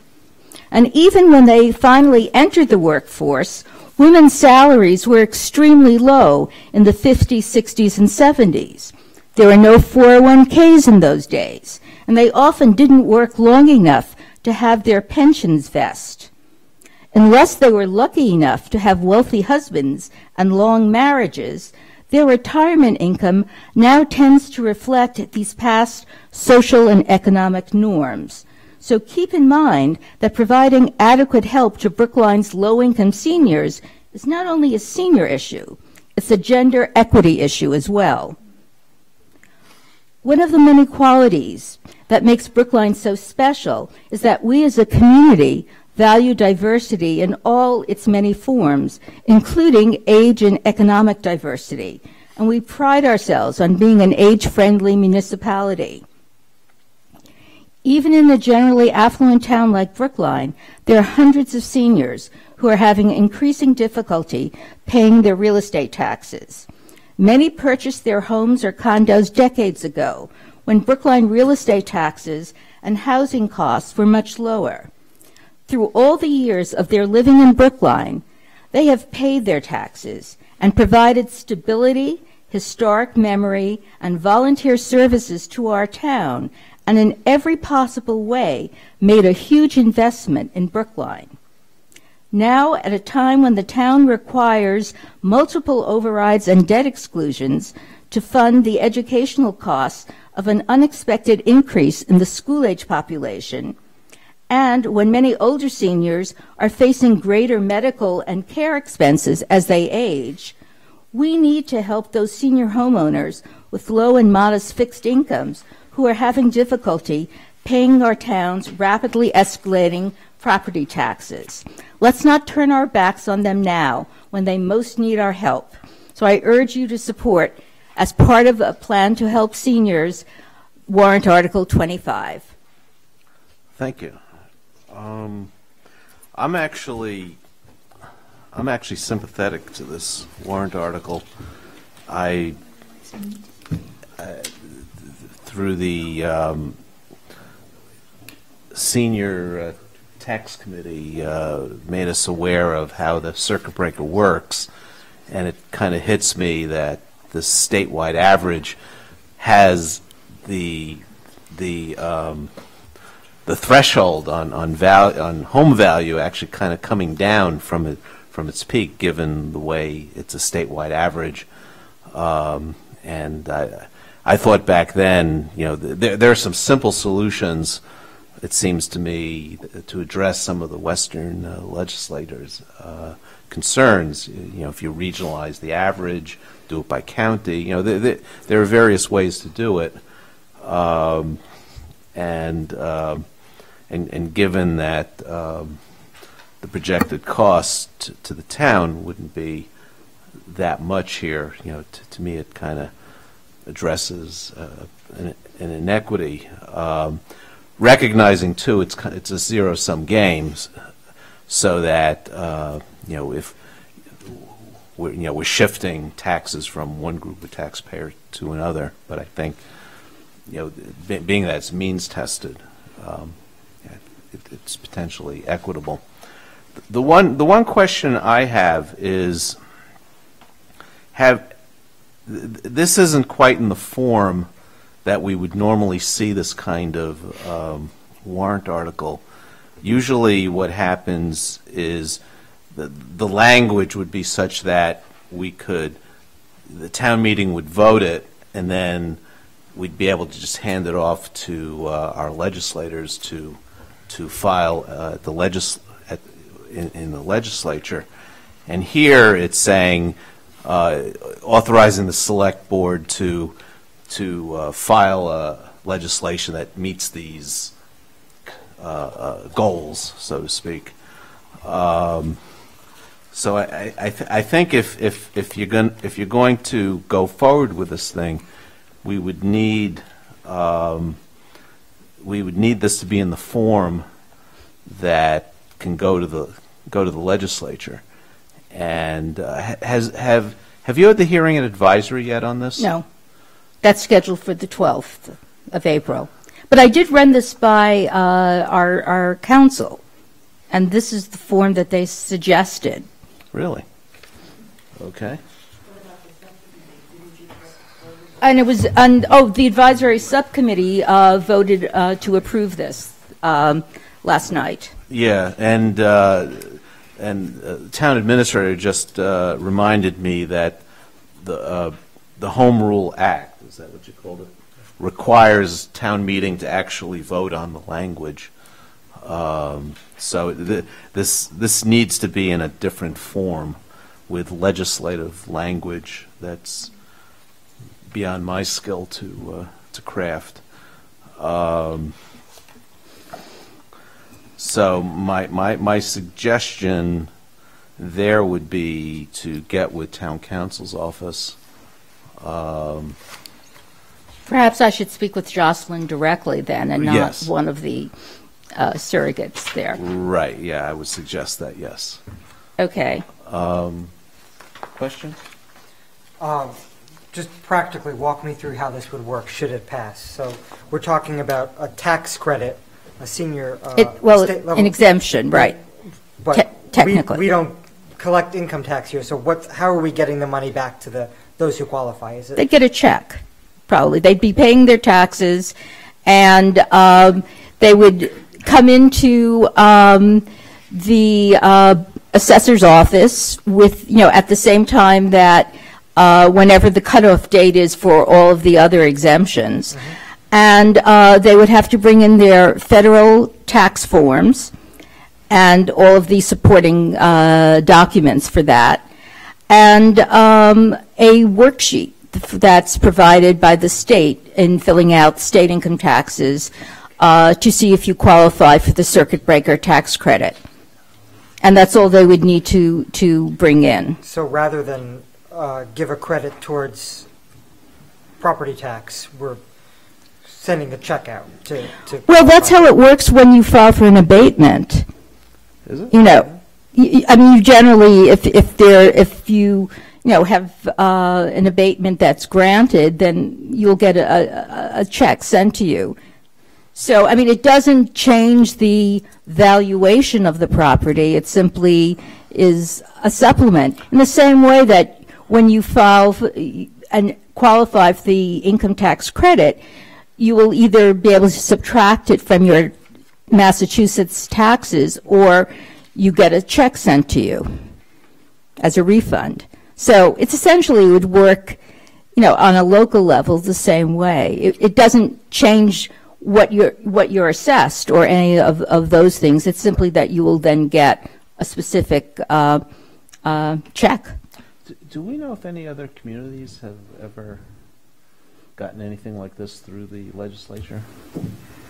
I'm not aware of any specifically, but I don't think other communities have quite the same situation that Brookline has, with so many multiple overrides and debt exclusions coming up year after year after year.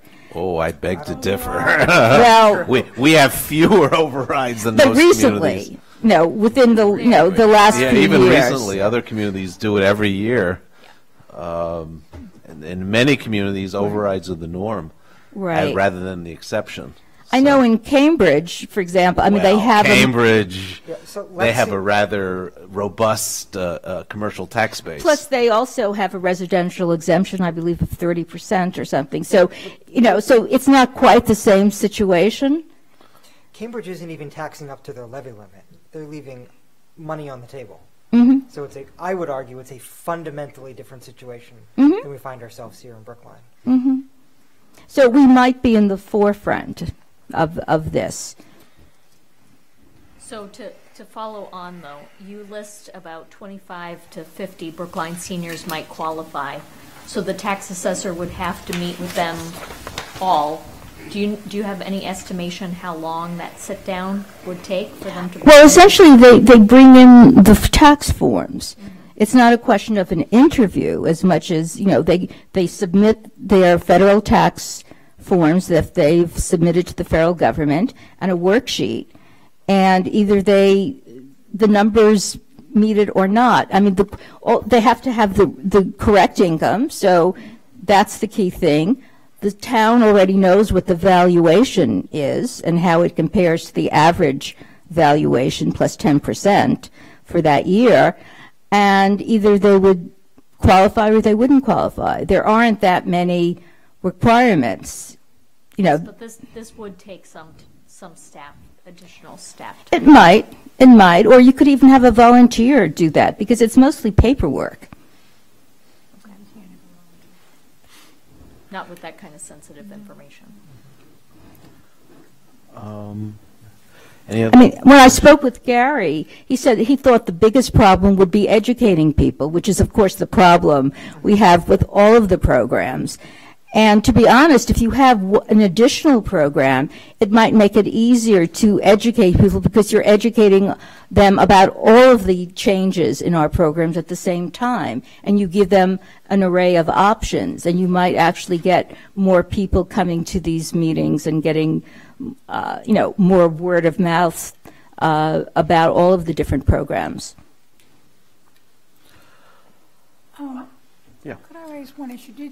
I'm wondering if you explored with our assessor or with any other communities or any other people in your network, whether or not there's any methods of the town for the town to do this administratively without going to the legislature. And then going to the legislature for Brookline has not been a very successful strategy, not because we haven't wanted it, but because we're not.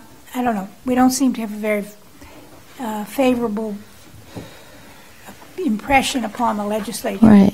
And I have spoken to Senator Cream's office a great deal about this, and they are very supportive, whatever difference that would make. It's a start. Yeah. But I'm just wondering whether they're, I'm sorry. Well, Dave isn't here. I would like to ask him whether there are any administrative measures we could take as a community to bypass the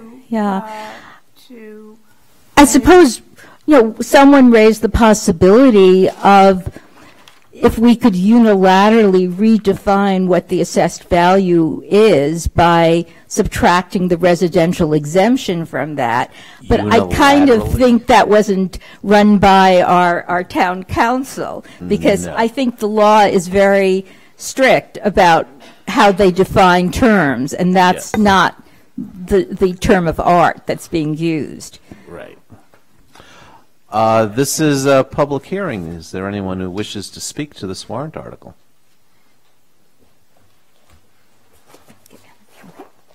Mr. Caro. Yes, I'm Frank Caro. I'm a town meeting member in Precinct 10, the chair of the Brookline Can Liberal Community Advocacy Committee, and I served on the Select Board's committee last year that was concerned with property tax relief for seniors. I want to speak just briefly in support of the proposal. Clearly, this addresses a vulnerable population.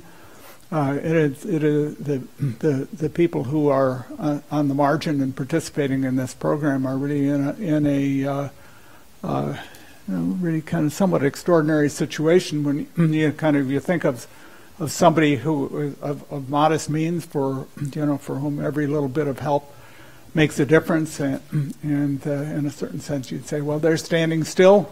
One year they qualify, the next year they don't qualify, not because of anything they did, but they're standing still. Their property value went up. Doesn't mean anything to them except their property tax also went up. But elsewhere in the state, property values went down. Last year they qualified. This year they don't. It's in effect it's $1,000 out of their pocket, and so in a certain sense you could say this is extraordinary the way the state has this set up.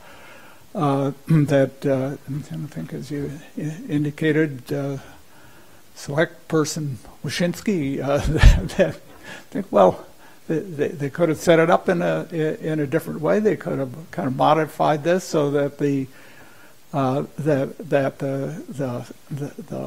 assessment standards could be set up on a regional basis, but they don't, and there are obstacles to doing so. So this is a proposal that is well worked out. It's very carefully thought through because it so much reflects the way in which the state credit. Income tax credit is worked out. It clearly has the feel of something that administratively workable. I think the cost implications for the town are relatively modest. So I think this is a very sound proposal. I'm happy to support it, and I hope that you will support it, and I hope town meeting will. Thank you. Mr. Spitz. Spritz. I sometimes have trouble pronouncing my name. Sorry. That's fine. It's late. So I'm Nathan Spritz. I'm precinct 16 town meeting member, and I'm here also to support this this warrant article. I had a good long conversation with Sue, and I resemble the reason why we're making it more difficult for some seniors to keep up with their taxes here in town. And just basically, I don't want my kids to be the reason why we live in a less inclusive community. This benefit that Sue's brought to the table here is relatively modest, and I think that it's more than fair. So I would just ask the select board to respond favorably to Article 25 and that petition. Thank you. Okay. Anyone else wish to speak to this? Sure. Ms. Frawley. Precinct 16, Regina Frawley, that's two of us. I represent closer to this, but I won't qualify for this, and maybe there's some confusion about why there's so few people who will qualify even if you go forward with this. I think I made the senior circuit tax breaker 1 year, and then everything Susan just presented happened to me, so I lost it. So many people are not, we're right on that border, but we don't qualify, and for $1 you don't qualify. So this is a gap filler for a very small number of people, and I can say it because I won't be one of those people.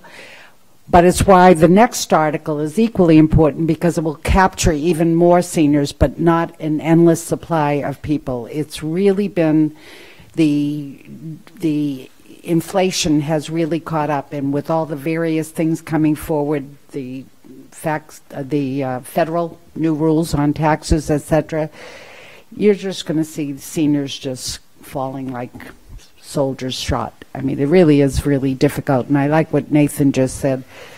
It's one of the few times I've heard a parent talk about how their benefits, their stakeholding is impacting people who help create this community, who help support everything in the schools. And now, you don't need us anymore.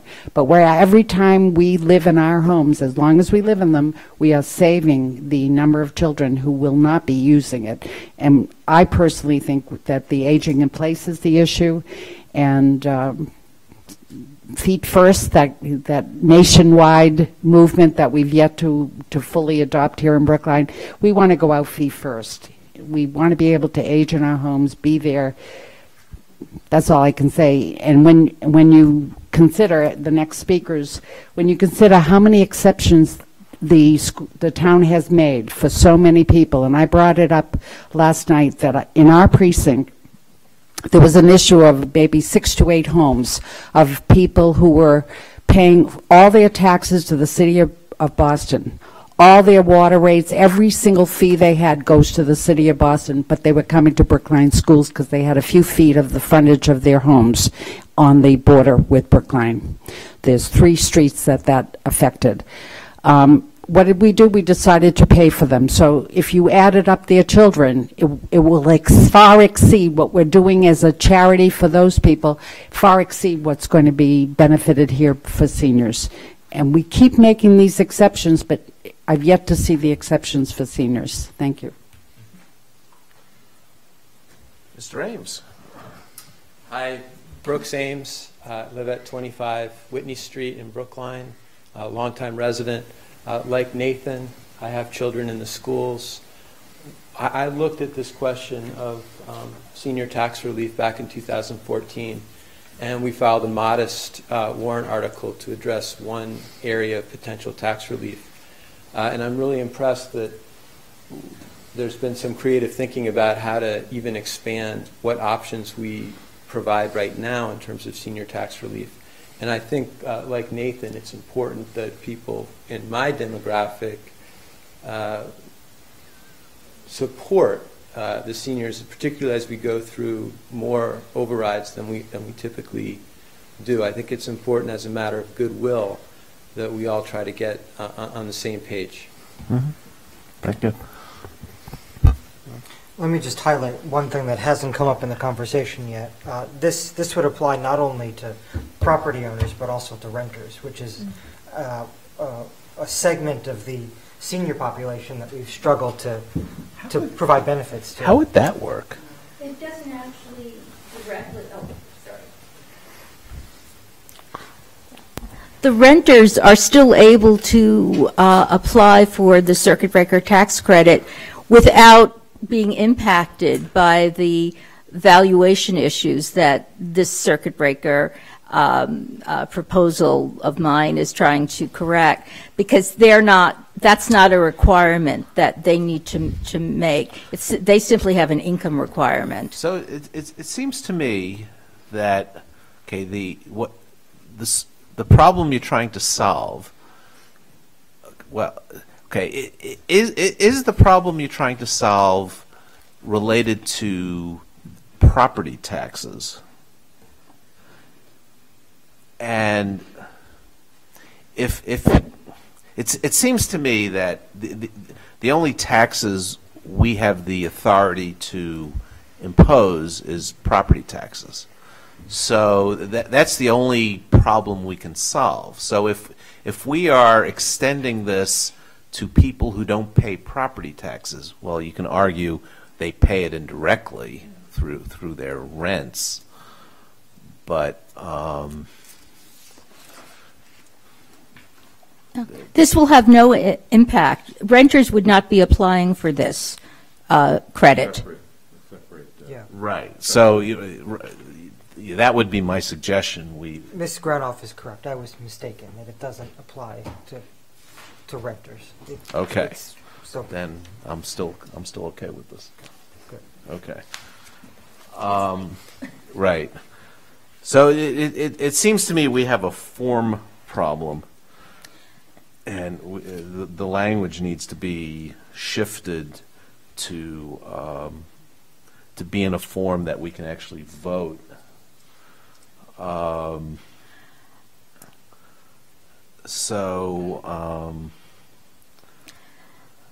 I'll even volunteer to help you work with town council on this. And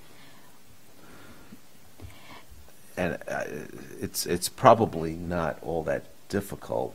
I just and you can probably take a lot of the language in here and just turn it into a different form. Wouldn't surprise me if Senator Cream has an example of this kind of legislation in her files. Could probably get some.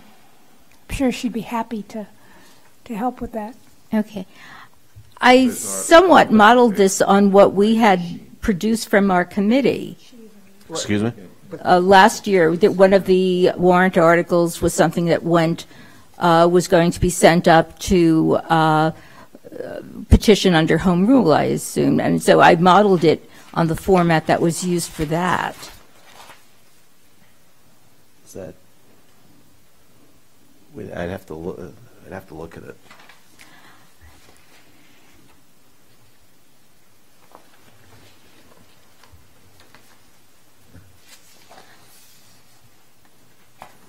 I can certainly run this by Jocelyn and get her input on that. But would you then want us to come back and have another hearing on that, or could we handle this administratively? We would come back and discuss it, and so there won't be another hearing. I mean, I'll work with Neil to figure it out, and I'll take a look at what we did last year in the warrant article for the home rule petition that we filed around the income change, and we'll go from there. And then you said your advisory subcommittee is when? The advisory subcommittee was yesterday, and they approved it. Oh, really? In the subcommittee in this did. form? Yes. Really? Okay. So, and then I'm not going before the full committee until a week from Thursday. Okay. So what would be... Which subcommittee was it? The Human Services. Ben Birnbaum's was the chair of that.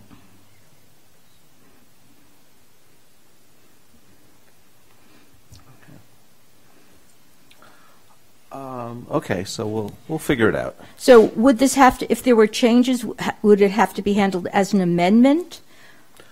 Yeah, it would probably be a substitute motion. That would be the formal. Okay. So, assuming either us or advisory votes favorable action, it would then be the, let's say, it would either be our motion or advisory's motion, assuming you support it, which makes it a little stronger to go before town meeting. So, so we'll talk. Okay, but so you're not going to take a stand on this until you have the final wording, is that correct? Yeah. Right. But I think at least I'm getting the vibe that at least some of us are supportive. That's the word. I certainly am. Okay, so do you want me to directly deal with Jocelyn, or does Ben want to deal? I'll call her tomorrow. Okay. And I'll be in touch. Okay, wonderful. Thank you so much. Okay. I have a to-do. Okay. Moving on to probably the most complex warrant article I've seen in a while. Mr. Lescoyer.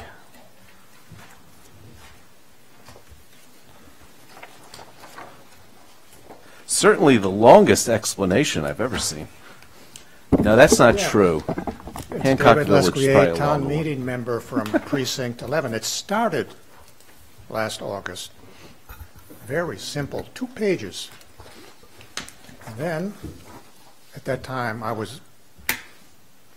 we were all embroiled up to our eyeballs with where are we going to put the 9th school, and is it going to be taken away from our green space, our cherished and vanishing part of the town where we can breathe a bit. And so initially, I was thinking and looking at Chapter 40, Section 8C, that enables the Conservation Commission to purchase land, and also at the CIP waterfall, the free cash waterfall, and maybe take the Conservation Commission bring it into that as another step along the way. Talked to you about it, Chairman Rajinski. Set up a meeting with Melissa Goff, and she said, I know about land banks. A good friend of mine is the deputy town administrator in Nantucket, and they have a land bank there. So I started talking to more groups, Conservation Commission, Housing Advisory Board, School Committee, Economic Development Advisory Board, Planning Board. Had meetings with them, had a one-sheet summary of what we were thinking about. Through all of those meetings and meetings with the assessor and the Board of Assessors, the Finance Committee, Town Council, it's been an evolving process which explains how it got to be so long and complex. So I wanted first to provide a vision statement, and then maybe a little bit a summary of the 25 pages or so of the explanation, and then step through a few of the. I have a 20 item description of the. I want to cover or mention the most important of them, and then talk about the tax, its impact, who's paying, what the effect is on the prices of real estate and the volume of sales, and things like that. So my statement about the vision. Brookline began as an agricultural settlement. Through many generations, our predecessors transformed agricultural Brookline into the very intensely developed parcel we live in today. This is our heritage. But what about future generations? The problem is local power to influence Brookline's destiny is surprisingly more limited than is generally understood. One reason is that state government has passed so many laws regulating and restricting local decisions about taxes, spending, and the use of land. It seems that Beacon Hill is a very strict censor dictating which characters are allowed in Brookline's story and how they may behave. Residents wonder, why can't town officials decide? How do we get back on track, recognizing that the town is having more and more difficulty finding land for a school, parks, open spaces, athletic fields, affordable housing, and economic development? Maybe it's time to say to the General Court on Beacon Hill, the town needs some help. The town needs some relief. The town needs additional powers because these challenges are stifling us. The town needs relief to provide the residents of Brookline with better, more satisfying solutions, a story where indeed good triumphs. Brookline's most recent comprehensive plan says, at its root, the plan is based on the idea that the town will continue to evolve and change. If the town does not proactively plan for these changes, they will occur due to outside forces, and the town will not have any control over how they occur. On the other hand, taking an active role in shaping new development can improve the quality of life of us, our residents. The town needs to be strategic. It must take a step back and think about the long term.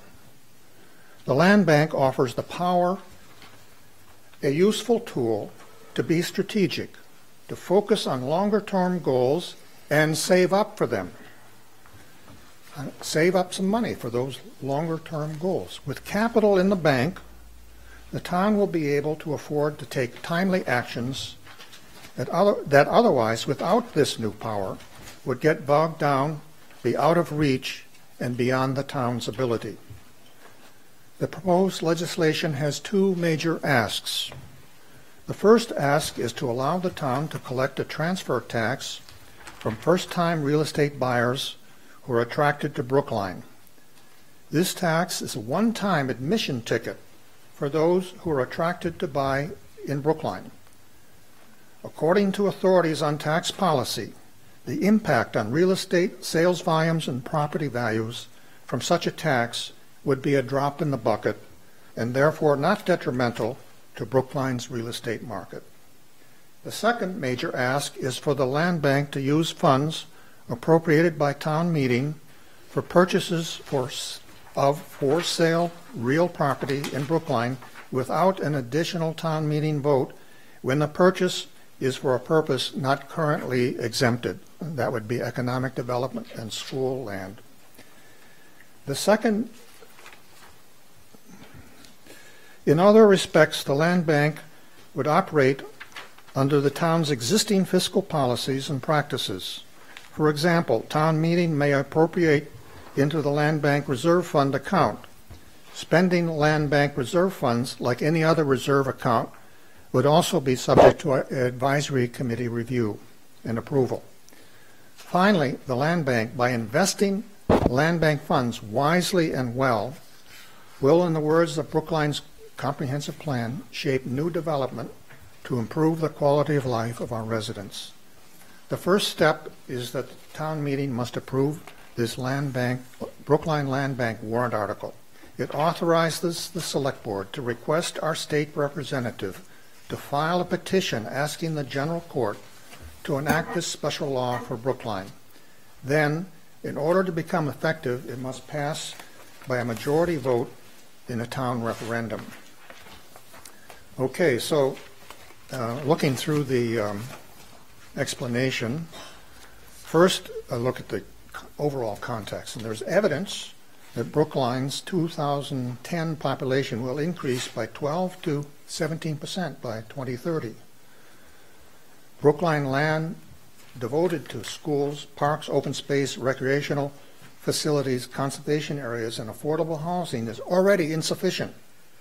And to meet Brookline's current needs, Brookline is missing opportunities to acquire land for economic development. Currently available public land will face growing demands as a result of further population growth. In order to meet the growing need for public facilities, amenities, and economic development, Brookline should acquire, through purchases, additional land for municipal purposes. In view of limits on Brookline revenue growth, there is no likely funding from existing sources available for land purchase after meeting the town's existing operational and infrastructure maintenance commitments. The real estate transfer tax, as recommended to fund Brookline's land bank, is equitable, a very low impact, and inexpensive to administer. This type of tax is appropriate to fund these selected, specific, clearly defined, non-recurring purposes.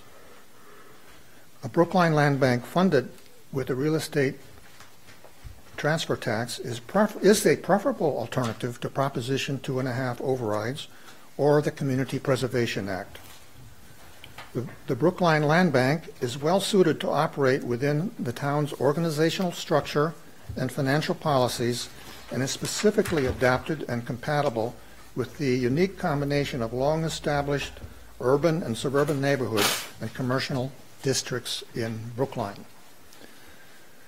Now, just touching on a few of the points regarding the contact. The legislation limits the tax, the real estate transfer tax, is up to 1%, which may be adjusted downward but not upward as circumstances warrant after a public hearing. Only those who are moving into Brookline and purchasing land here are subject to it.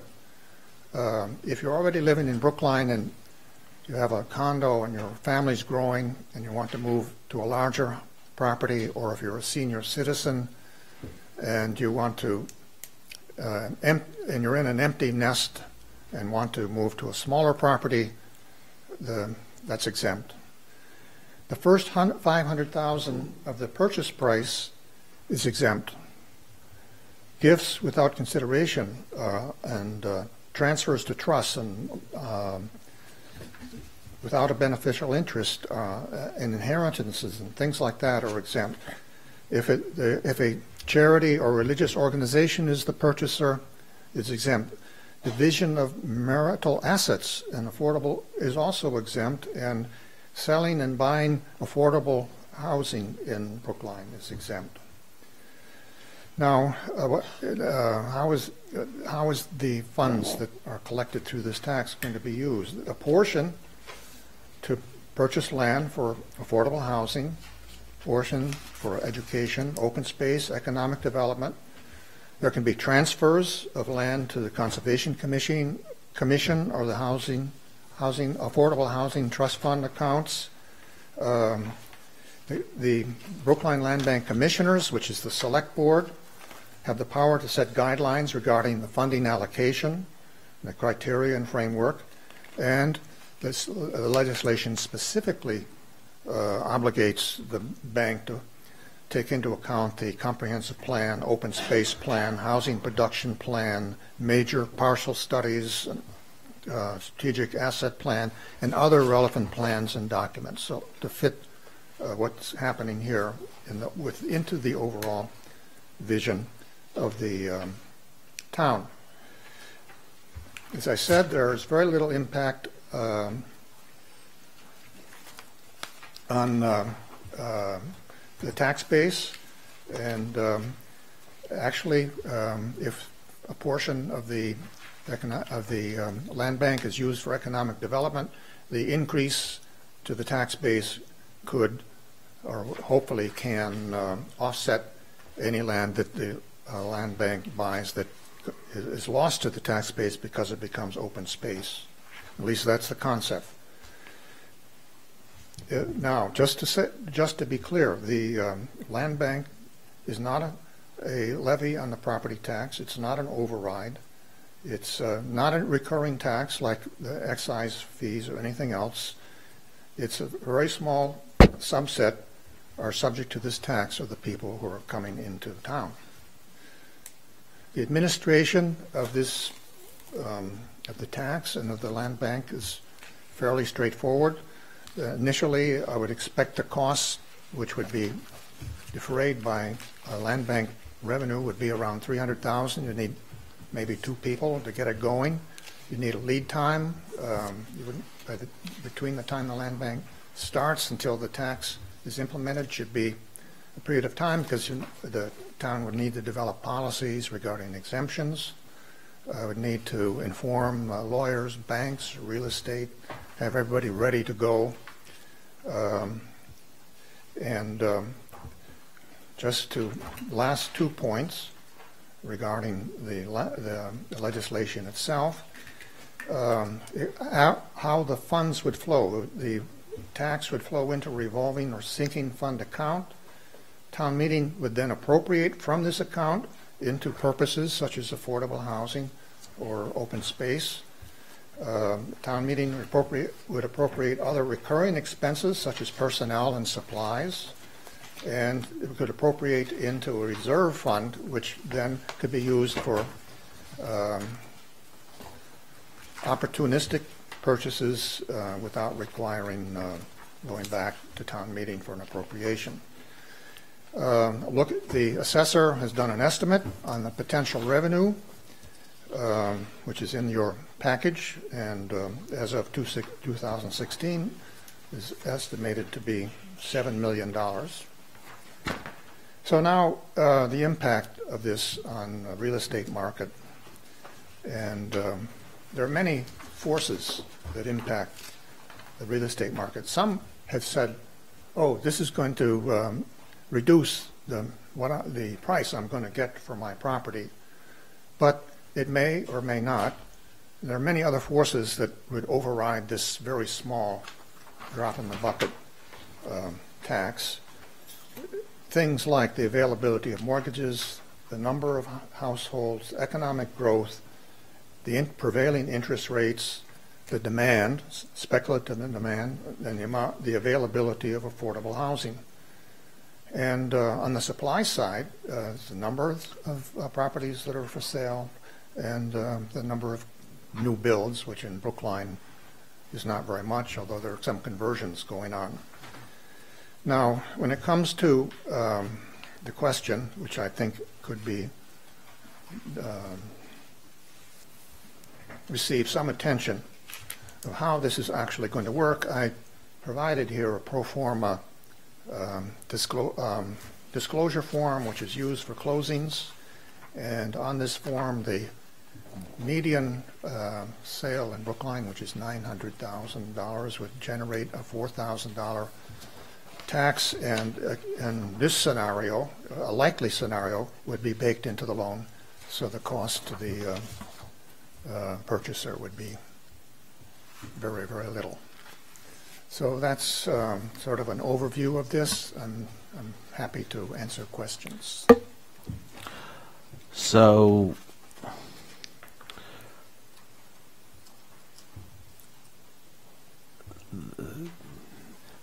assuming the tax is put in place, the money comes in to the land bank. It can then be used, and I'm looking at section 2,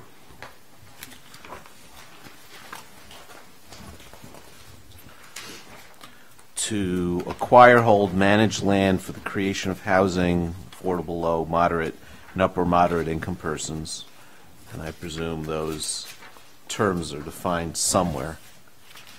To enhance the Brookline Public Schools by acquisition of land for educational purposes, promote economic development, acquisition of land. So we have three uses. So we can acquire, hold, and manage land. So this pool of money can only buy land. That's right, only land. So it can't be used to build buildings on the land. And not unless it's a recreational purpose.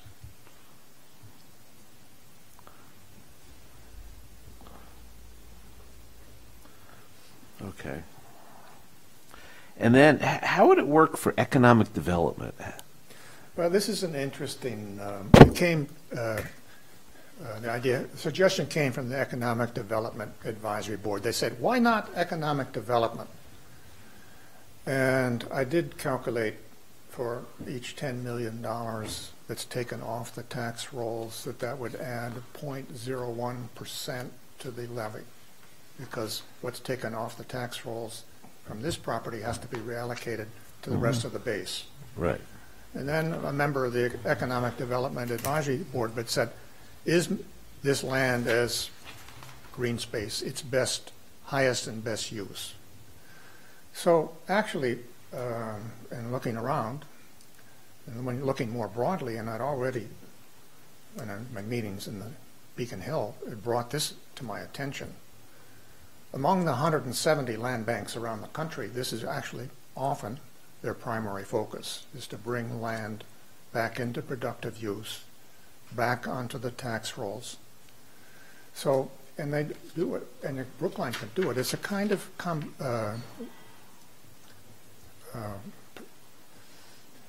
the whole is greater than the sum of the parts. You have zoning, you have overlay districts, you have land that you control and can lease with restrictions and conditions.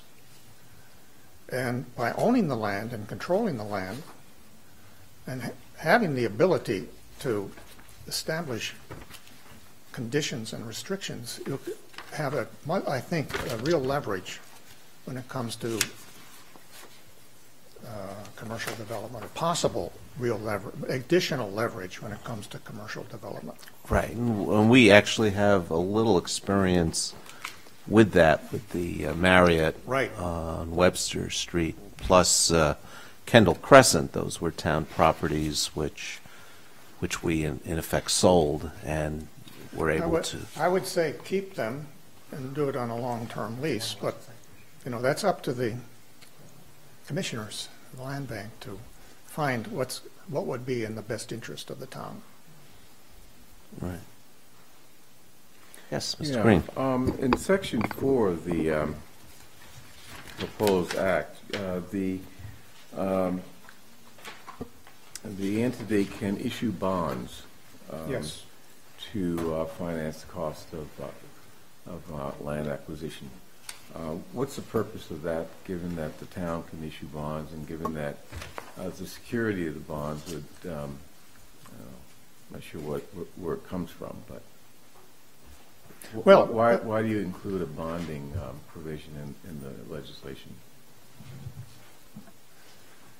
So it's one way that the land bank can function is by actually using the funds that come in for a bond. It would be like a multiplier effect to spread out the cost of a large purchase over a 20-year period. I guess the question is, how do you pay that back? I mean, you pay it back from the land bank revenue. So you have I wouldn't favor going like in the first few years until there's a track record, and the land bank would have to be cautious about the portion of its revenue that it's going to dedicate to, because it would be a recurring expense. But also in the law, there is a kind of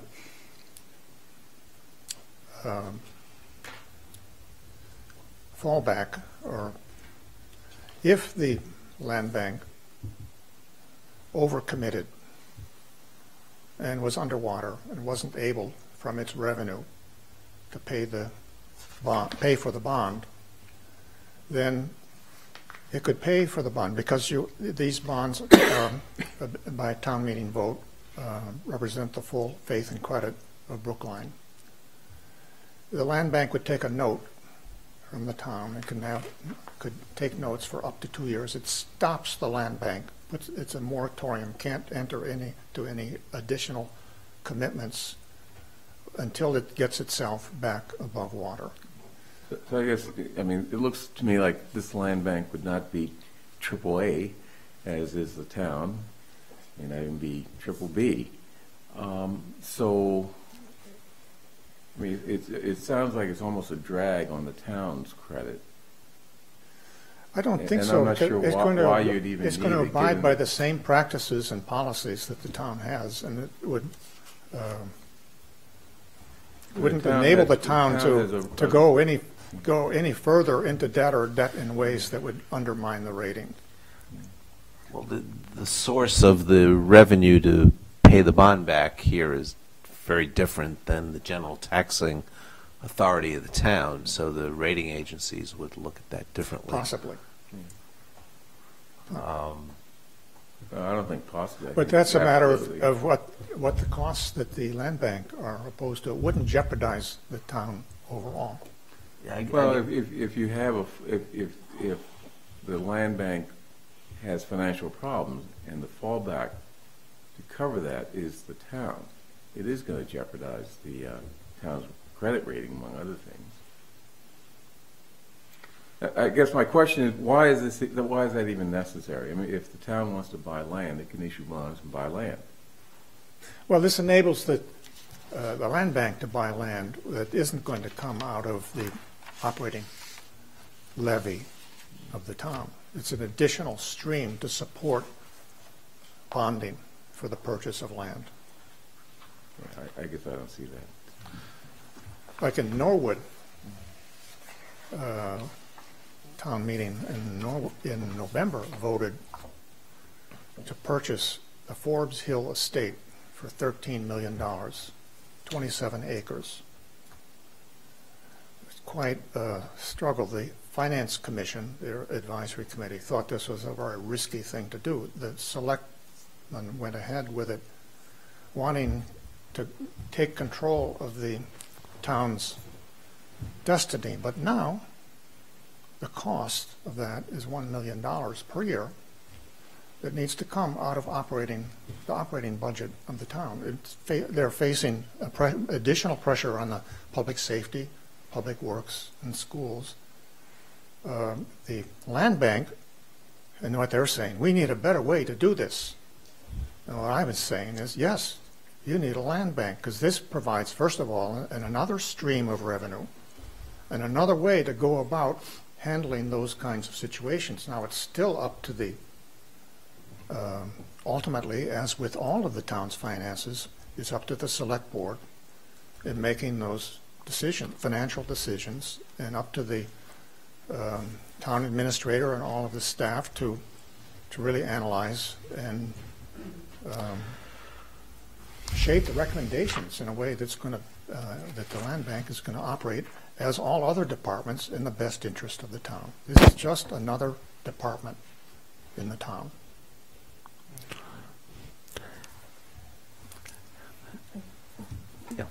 So this came up in, I think, with the warrant article previously.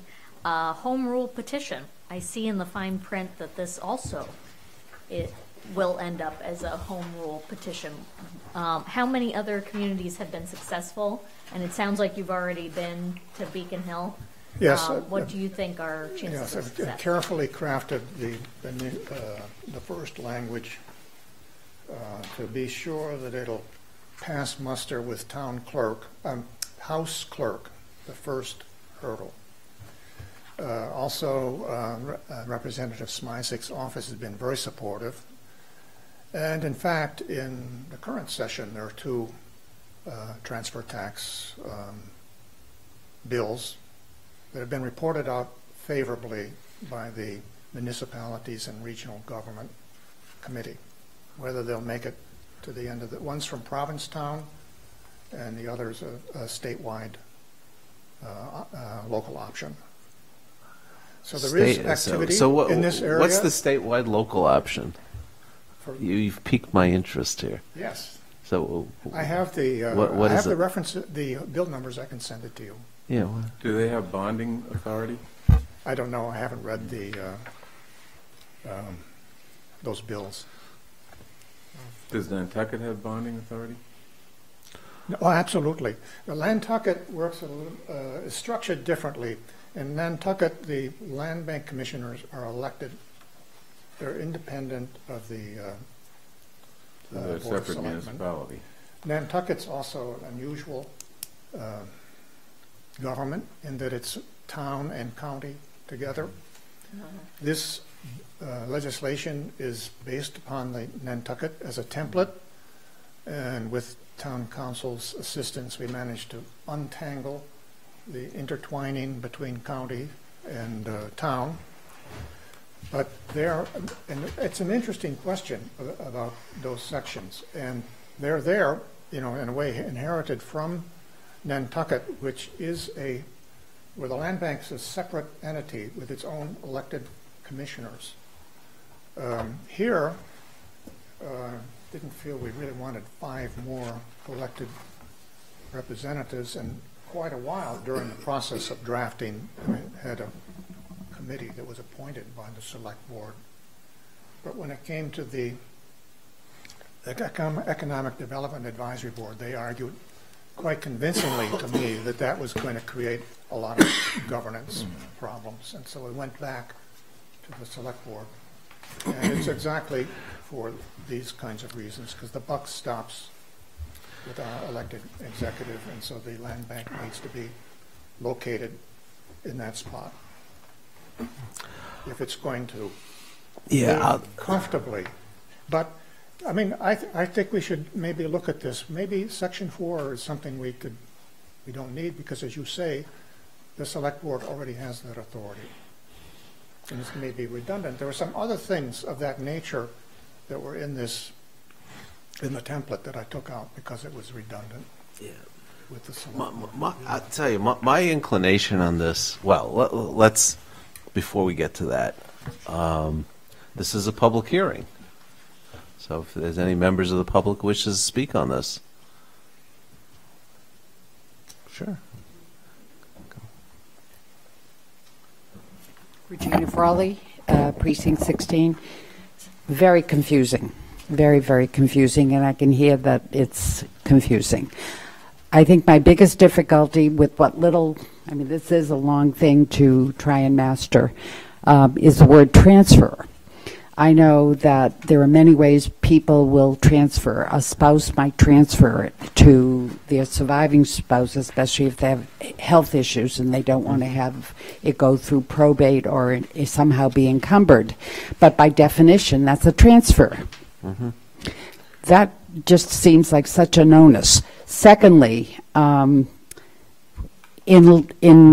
the context of all the articles tonight that you're dealing with elders, imagine that somebody says the house is too much for me, my single-family house, and it needs so many repairs. I think it's time for me to move to something you people have discussed, senior housing for 55 and older, but maybe condo development. They may not be the ones to have to pay on their end when they sell their home, but they're going to pay for that 1% when they buy the condo. And they presumably would want to stay in the community they spent their whole lives, i.e. Brookline. They're not first-time buyers. Yeah, that's Say it again. If you're a Brookline resident buying another Brookline property, you're exempt. If it's a change, as you described, between spouses or to a trust, it's exempt. There are a lot of exemptions in here. 16 exemptions, all of those kinds of things. Well, I think it needs a deep vetting, a deep understanding. Right, yeah. So I hope that's exactly what should happen here. It's just another way, and twice I believe our community has voted down the Community Preservation Act. Once? I know it was floated a second time. Did it not get that far? It's only been on the ballot once. Right, but it was floated a second time, and it was stopped because of the first vote.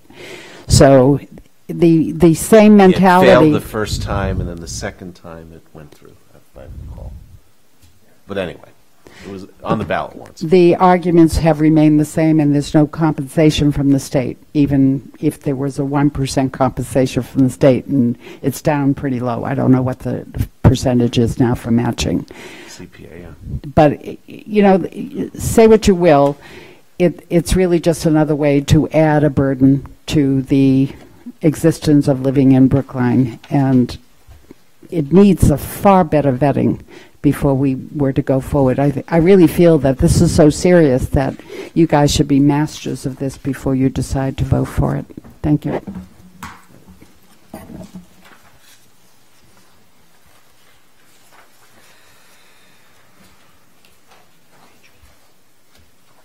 So Nathan Spritz again. I actually kind of like this warrant article. I can't say that I've mastered the details. I agree with Regina.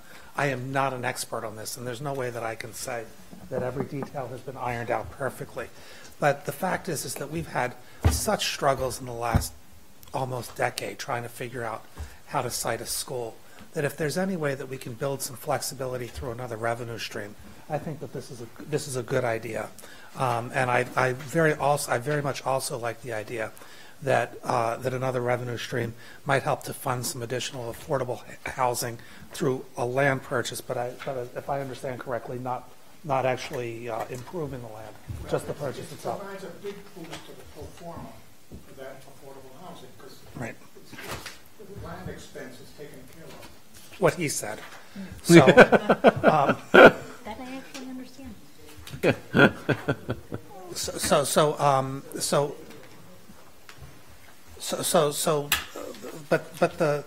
But Regina is absolutely right. This is a very long, very complicated article, and I would hope that together we can figure out how to make this article perfect and hopefully be ready for town meeting in May. Thank you. Anyone else wish to speak to this? Sure. I do know a lot about affordable housing and pro formas involving 40Bs. That just is something I've taken classes in. I'd be more concerned on how you would then define affordable housing, because I don't know a developer who wants to, well, there are a few, but not in this town, where they want to do 100% affordability, subsidize affordability units. We need to do that. And if this were to be refined, I'd like it tied into 100% affordability for any construction called affordable. Thank you. One of the beauties of the land bank is it has the scope to set conditions beyond the ones that come down on high, that we can target and accomplish through this mechanism the kinds of things that Regina is talking about, whereas we may not otherwise be able to do it. Yeah, I'd just like to say I think this is a great idea. I think just the bonding piece of it is a bad idea. So. Well, it may be that we could just drop that piece out and it's still going to fly, and that's I would like to look into a bit, because it wouldn't be increasing the scope, so it would be within the possibility. Would the bonding piece require a 2/3 vote of town meeting? Absolutely, the same as now. It doesn't change the way bonding works at all. Now, the argument, I have to think about it, but the argument would be, Select Board already has that authority. Do we need to put it in? Do we need to repeat it in this legislation? I've never thought about it until you raised that. So if we already have it in another place, it's really better to have one fact in one place. Right, Neil? You do IT stuff. It's not to encumber different laws, and then when one changes, the other conflicts. So if these things already exist through the Select Board and existing legislation, then we don't need it here. My concern is that the town's debt bonds are secured by a stable source of revenue. These bonds would be secured They by... may not be in the same category as other bonds for that reason. But as long as that's clear and it's acknowledged and budgeted, I don't... Budgeted by who? What do you mean? I mean, the source of revenue to pay bonds issued by this entity would be the 1% tax. That's going to probably go up and down. Yes, It's not more a, than it's property not a, tax. It's not a stable source of revenue. And But it's backed up by the town's full faith and credit, so it would, on that basis, it would may still qualify. I would never support that. I wouldn't support that. So I think Giving out our full faith and credit. my feeling on this is, I think it's a great idea to explore, and I'm going to agree with Regina that I'd like more brains looking at this thing. As much as I respect you and what you've done, and I know you've worked very hard getting this here, and it's an impressive piece of work. I think I'd like more people looking at this and looking at the structure, looking at the details in a way that we up here certainly can't. So my thinking would be to refer this and then bring it back in November. Well, some people were suggesting that I should wait until November to file it. I filed it now so that we really do have the time to work on it, because we're not going to have this coming to the legislature until the first Wednesday in January in 2019. Yeah, the problem with the referral now, okay, we say we refer it, so let's say it gets referred in, May 24th. And pretty much nothing happens over the summer here. And then the warrant closes Labor Day, roughly, give or take a few days. The chances of this being ready for November is not very good. And you're assuming it's going to a standing committee as opposed to... Right. And then the committee has to be constituted, and that takes a little while.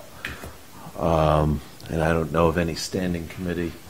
It would need to be kind of a multi-disciplinary, so you'd need folks from the different constituencies that this is trying to address, some folks with financial background, good lawyer,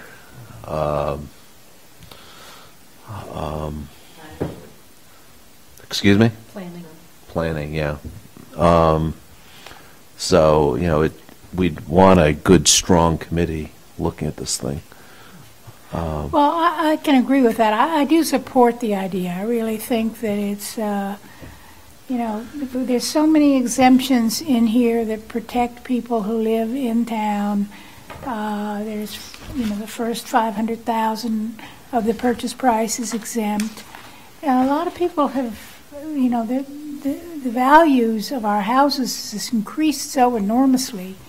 It's really a way to give back to the town when you leave, or when the person buying into it actually pays, pays the tax. And people seem to want to live here, and I don't think that this tax is going to stop them from wanting to live here. So I think it is an important revenue stream, and consider it that. And I agree that it does seem complicated, but it is based on a bank that has existed. How long has Nantucket existed? Since 1982, and they've been around at least a half a dozen times with home rule petitions to tweak what they've done. So by now, it's a quite mature model that works smoothly and satisfactory, certainly for Nantucket. And they've come back now, and they have a current warrant article to broaden it to affordable housing. I don't think that we're reinventing the wheel in that sense. Right. So we're not inventing our own thing. We're going with something that's tried and true, basically. So, it may not be perfect, but rarely is anything that we do perfect. So I don't think we should let the perfect be the enemy of the good, and we need to, you know, I would hate to see us lose this opportunity when we're in such a period of people wanting to buy into this community. You know, we're talking about a revenue stream that we need. And it's a relief of property tax for people. So I'm not necessarily saying I'm opposed to a review of it. I think it's a good idea, but I also think that the legislation itself is a good idea. Yeah. Yeah, I think we all agree it's a good idea. It's just the details. Yeah. So have you gone to advisory yet on this? That's tomorrow, subcommittee. And interesting how we're doing in advisory. This is going to the long-term planning. And normally with the subcommittees, it's like an hour or half hour before the meeting. This is a whole night. Well, I think this kind of deserves a whole night. I would like, you know, I think that Bernard's raised an important issue, and it's something that we could look into, get some advice on. Yeah, I'm also. This is the beginning of April. I mean. Yeah, I'm also. Some people too.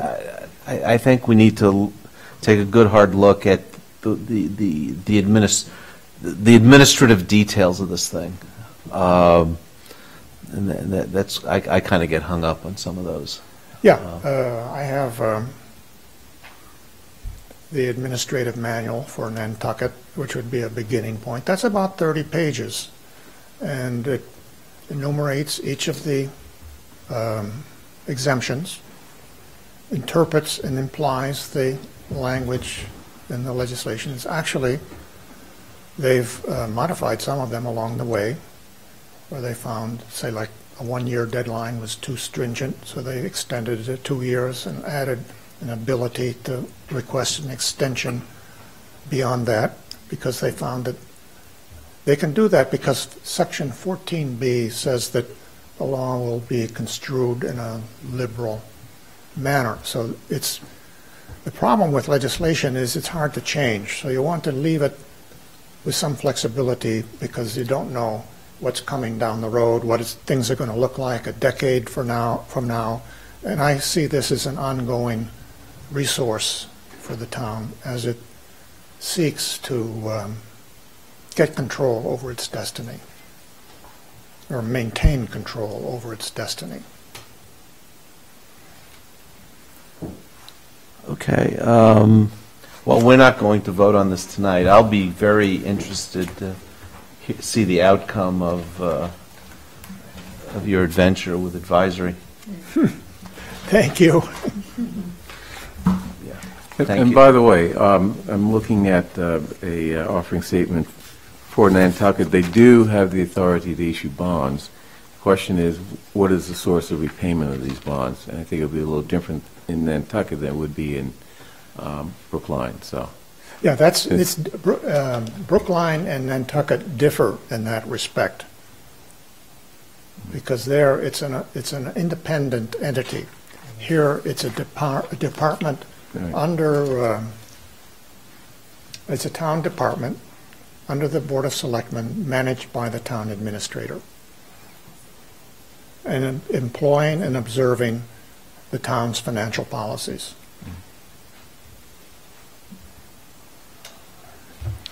Okay, thank you. Okay, moving on. Next up is Article 32.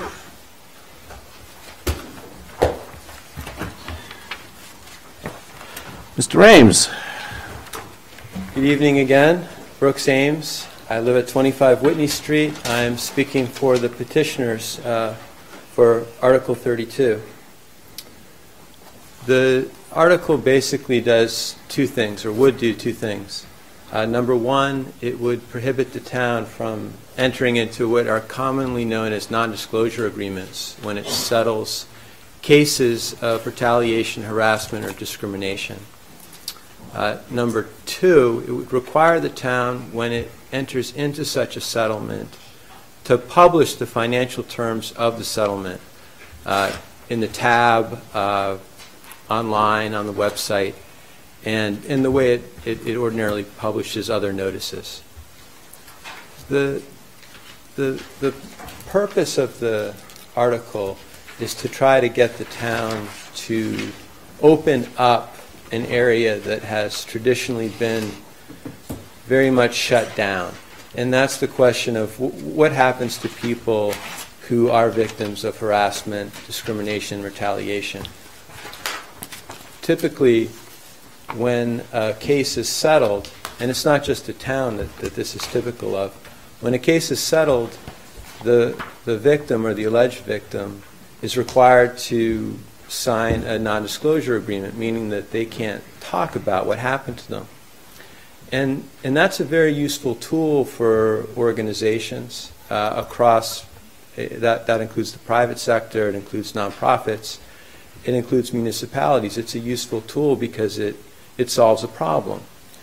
And I think what we've seen in the last few years across the country is that it solves the problem for the organization until it doesn't.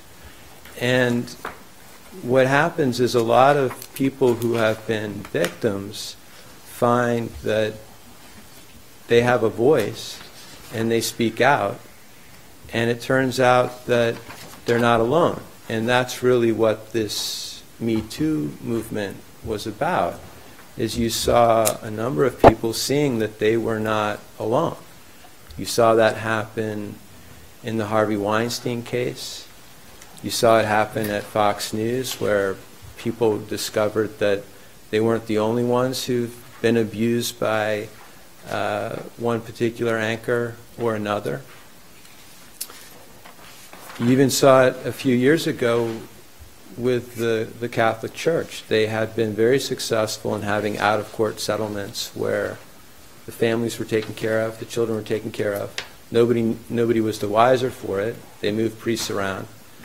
But what's good for the organization in the short term is not good for the victims in the long term. It's not good for the organization in the long term.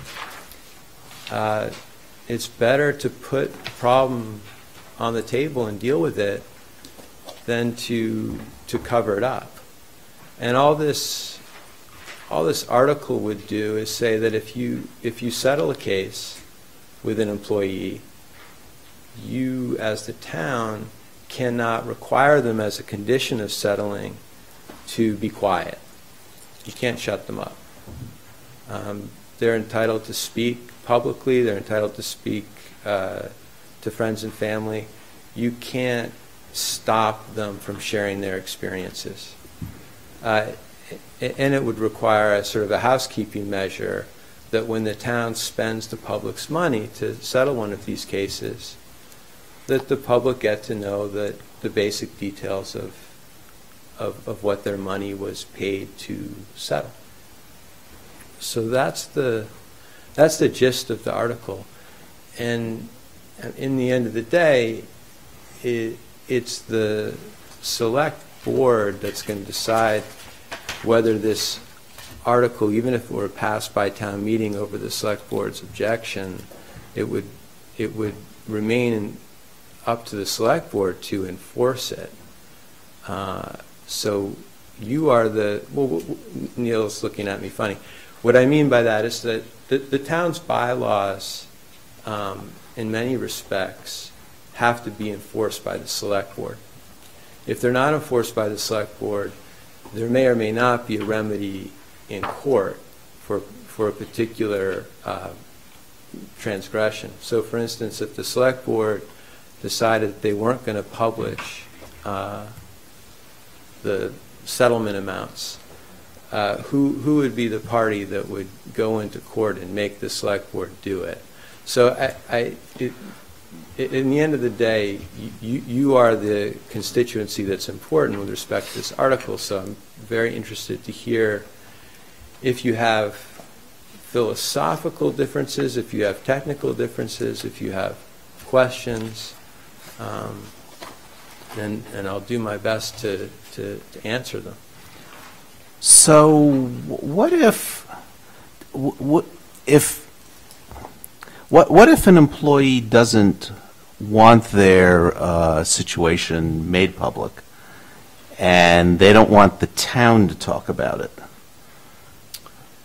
So this would require us, okay, and if the employee wants the NDA, we would then be prohibited from entering into it under these provisions.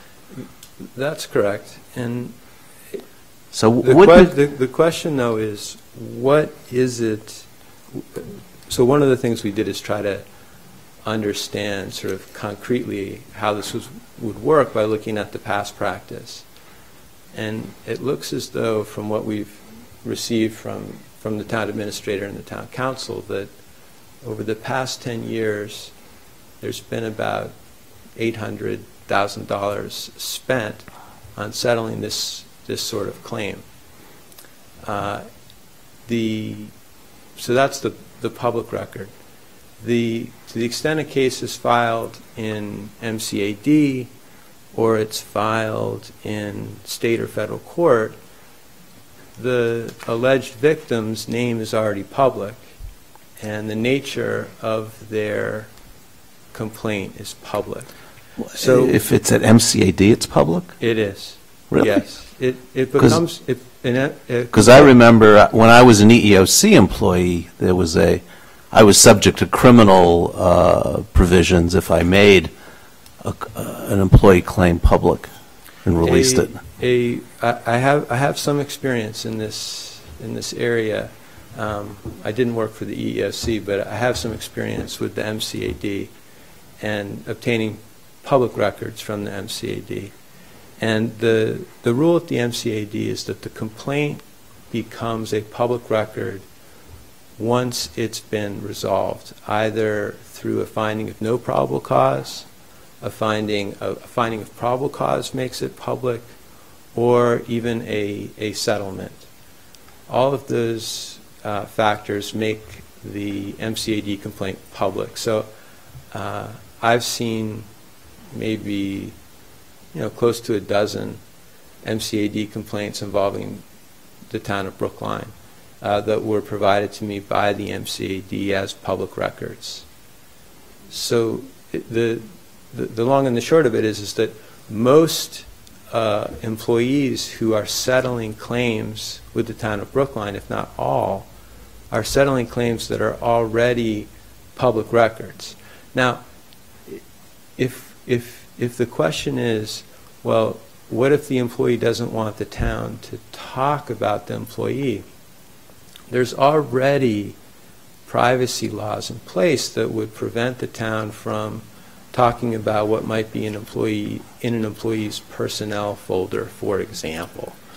So what I'm curious about when I hear that argument is, what is it that the town would want to say about an employee, and how would it go about saying it? I mean, would the select board feel the need to talk about an employee who settled a claim? Is this a real problem, or is this a hypothetical problem? Are you asking that about your warrant article? I'm asking that about, so the question was, what if the employee doesn't want the town to talk about the employee's case? And I pointed out that in all the cases I've seen, the case, the employee's name and the nature of the claim is already public. So what is it that the town is going to say about the employee that the employee should be afraid what your warrant article is doing is saying, okay, if the town settles one of these cases, we have to publish it in the newspaper, put it on our website, posted in 10 places around town prominently and then the employee's situation is all over town, whether or not they want it or not. Well, that would, I think the details of how much is in the newspaper or published on the website or put on a lamppost, that is open for discussion. The only detail in the Warren article that's identified as being required to be published is the financial terms. So you could have, you are the ones who would administer this. So if you chose to, you could say, in the matter of so-and-so versus Ed Gilbert, the town has settled the matter for $231,000. No, we're not talking about any specific situations here. We're talking in... But that's a public record. I mean, the fact that the town settled a claim by a town employee against another town employee, a supervisor, Ed Gilbert, for $231,000. Okay, now we're in the business of... That's a public record, Neil. That's a public record. Yes. So you bring up the Me Too movement, and so I could conceive of a situation where, you know, I'm being harassed at work. I'm a young woman, and I, you know, file a complaint, and it gets resolved, and I don't really want the terms of that disclosed. So I actually, you know, rereading this, I see that you are correct, that it's just the amount that we would have to disclose. But are you concerned at all about maybe the indirect consequences for especially women who bring forward complaints, that if you are brave enough to do that, it has been my experience when I've stuck up for myself that there are always retaliation, whether it's sanctioned or not, when people find out that you asserted yourself. I think retaliation is an enormous problem, and I think it's one that should be dealt with as best the town can. I think since we control what happens within the town, it seems to me saying that you're afraid of retaliation, you might be afraid of retaliation within this town if you brought forward a complaint and other people found out about it. I mean, that's a serious problem. But this would actually emphasize it because it will be plastered all over town. Well, I mean, as you said, your name doesn't have to be plastered all over town. Right. Right. But, I mean, people then do start to talk about who was this person that got this amount of money, and people start to go digging. So you're not concerned at all that this would somehow dissuade people from coming forward? I think people have been dissuaded from coming forward already. And I think that the problem is that the people who are the perpetrators are not held accountable. And if, for example, you have an employee who the town has spent $231,000 to settle a claim on their behalf, and they're still working for the town of Brookline, haven't been demoted, and the person that they purportedly harassed and assaulted was fired from the town. So that seems to me that... So you're now prosecuting a case. Right. So let's not prosecute it. We're talking about... I'm not prosecuting a case. I'm simply articulating facts that are in the public record. Well, unless you're talking about your Warren article, I don't think we should more broadly discussing this at all. Those facts would be more broadly Are they related to your Warren article? Excuse me? Are they related to your Warren article? Yes, they are, because the Warren article would require that a settlement of that sort be published. Well, it has been.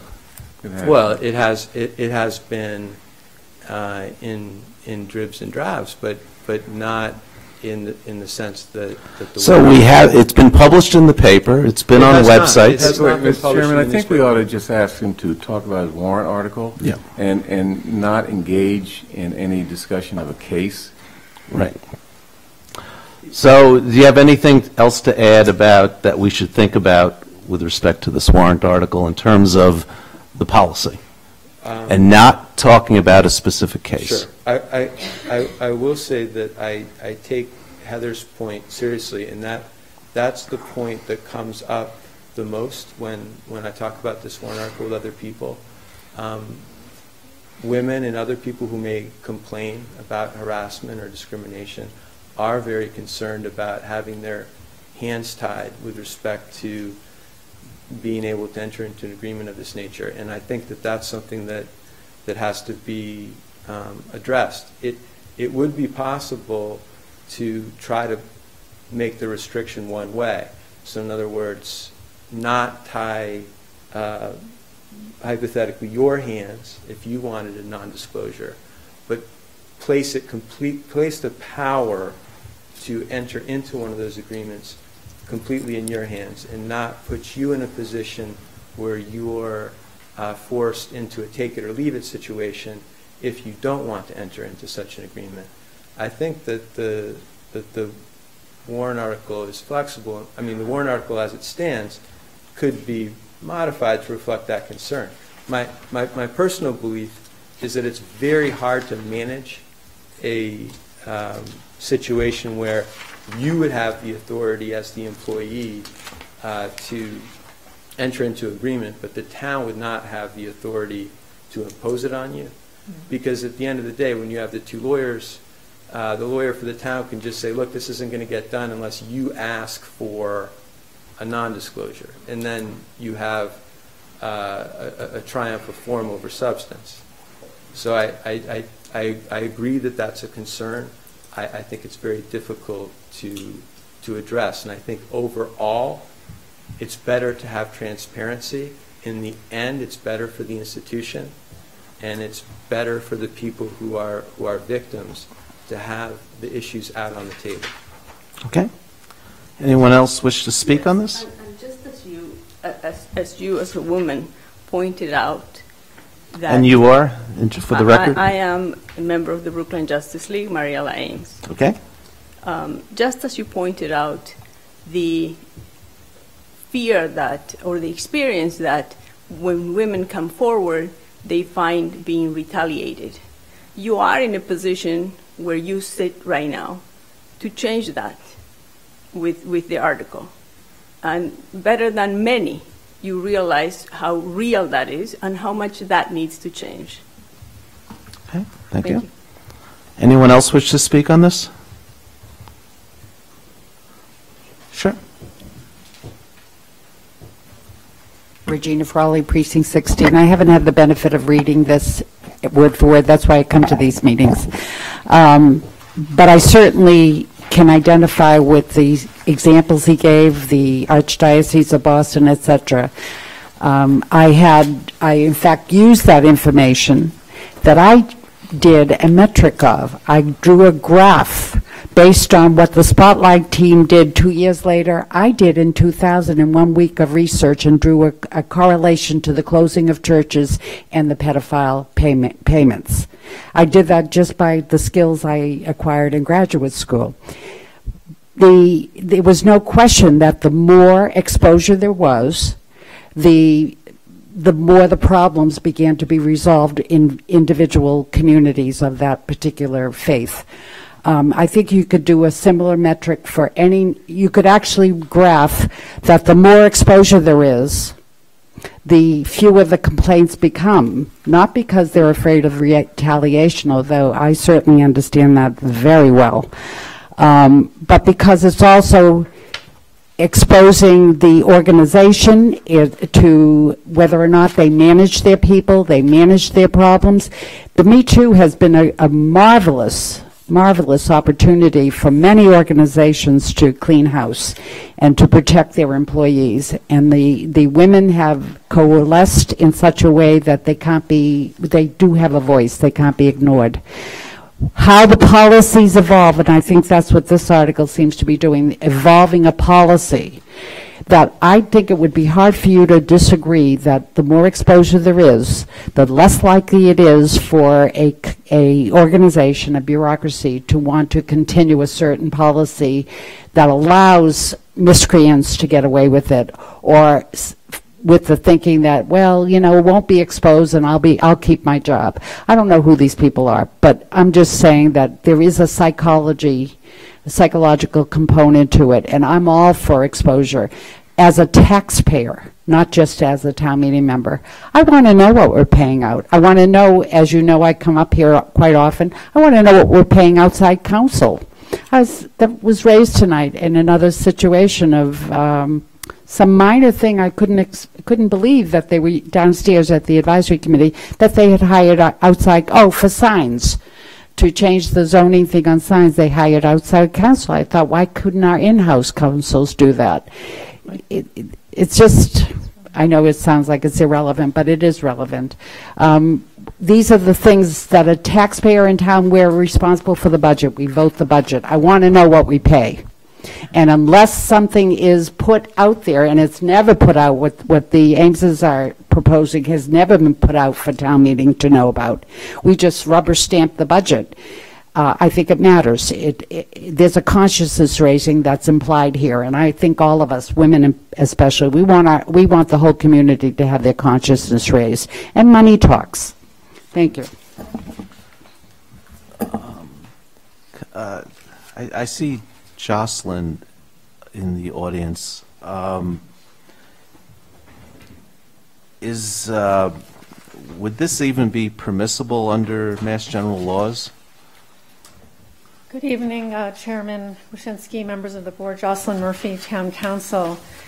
We believe in many respects it would not, but before I get to that point, I just want to point out a flaw in the argument that was presented by Mr. Ames when he said that the names and so forth of the complainants could be omitted from publication, but that is not what the warrant article proposes. It very clearly says the select board shall not enter into or authorize any agreement which has the purpose or effect of concealing the details relating to a claim of discrimination, retaliation, or harassment against the town. I don't see where that limits disclosure to the financial terms of a settlement. I would also point out that as a matter of practice, our office regularly discloses the financial terms of settlements when we're called upon to do so under a public records request. Indeed, as recently as yesterday, we produced a list of the settlements that Mr. Ames referred to in his commentary, along with the amount of those settlements. Another thing I would point out is that this information is made readily available. Mr. Ames has himself tweeted the details of the settlement he referred to on his own Twitter account. So when an argument is made that the public is entitled to the financial terms of settlements, I agree with that. And I point out to you that we regularly disclose those terms when under a public records request. Pardon me? No. Okay. I requested it and I was denied it. Okay. I challenge that assertion. Okay. In any event, getting to your question, Chairman Wyszynski, there are privacy laws in the Commonwealth. There are regulations promulgated under Chapter 151B, which do limit the public disclosure of information in discrimination cases. I do not believe that, I believe there are circumstances when we are compelled to maintain confidentiality of certain details, and in that respect I believe that the proposed warrant article is in conflict with state and potentially federal law. Okay. If you like, I will continue with my narrative. Sure.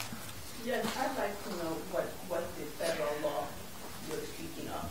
I don't know that the board is posing any questions, but if I could go into my commentary. Briefly.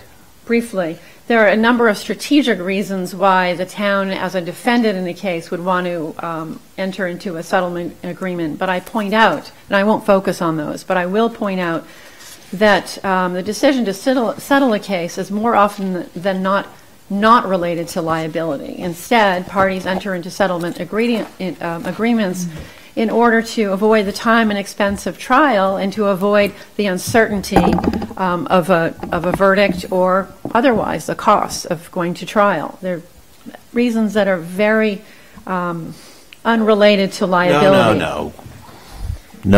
We didn't interrupt you, and you can let... But as was pointed out by the board, that there are several reasons why the plaintiff or the claimant may want to maintain confidentiality in addition to the reasons that select board person Hamilton pointed out.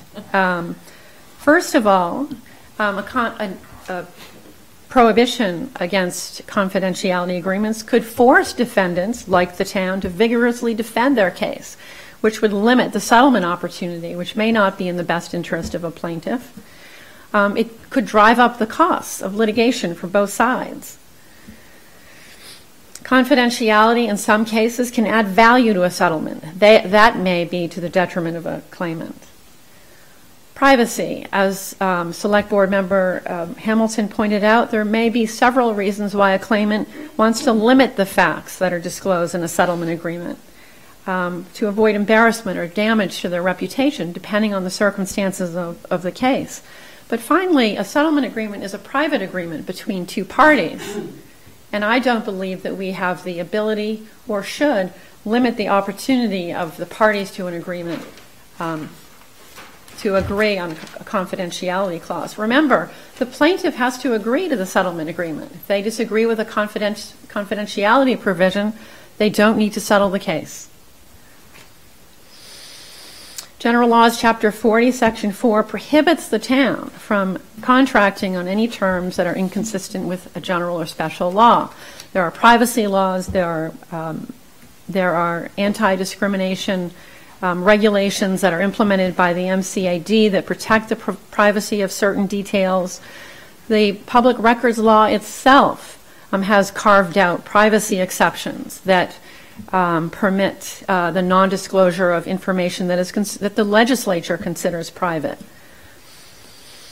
And as I said, in conclusion, the town regularly produces settlement agreements under a public records request, redacted to omit information that is considered private under either the public records law or the executive session privileges set forth in the open meeting law.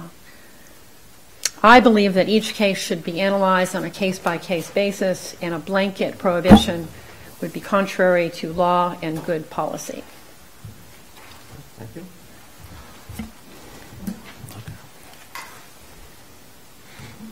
I do want to respond. I did request the executive session minutes from the advisory committee for the police officer settlement that was done in November, which I only found out about in February, I believe. I was denied them by the chair, who consulted the town council, Murphy, and was told town council said I can't have it. And I said, well, redact anything in it that would refer to anybody else. I don't know what's in those minutes. Supposedly what was in it was some reference to the other police officer. How will I know? I'm not there. I have never received them, and I was denied them based on town council's recommendation in writing from Sean Cronin, from Sean Lynn Jones. So that's point one. Point two, using town council's argument just now, if something were to go to trial, all of that information would be available at trial. How is it different to do it during a settlement? It doesn't, I don't think most people, unless there's a policy issue, I know, you know me, I care about procedure and policy passionately. I would only care about the details if it affected somehow the process, if it affected whether we did our due diligence, if we did justice to the perpetrator and the defendant, etc. These things are in the details, And sometimes you do, if this is your passion, you do want to know the details. But the minimally, what it's basically saying that I just gave the quick reading is the financial terms only are the things that would be published, not the rest of the details. It would take my initiative to go after the details. And yes, I respect the right and duty to redact what would be a violation of someone's privacy. Thank you. Thank you. Do you want? Okay, briefly. Two points. One is town council says this information is readily available to give out to someone who asks us. And how would anybody know if they don't have any information to ask for it if you are keeping it secret?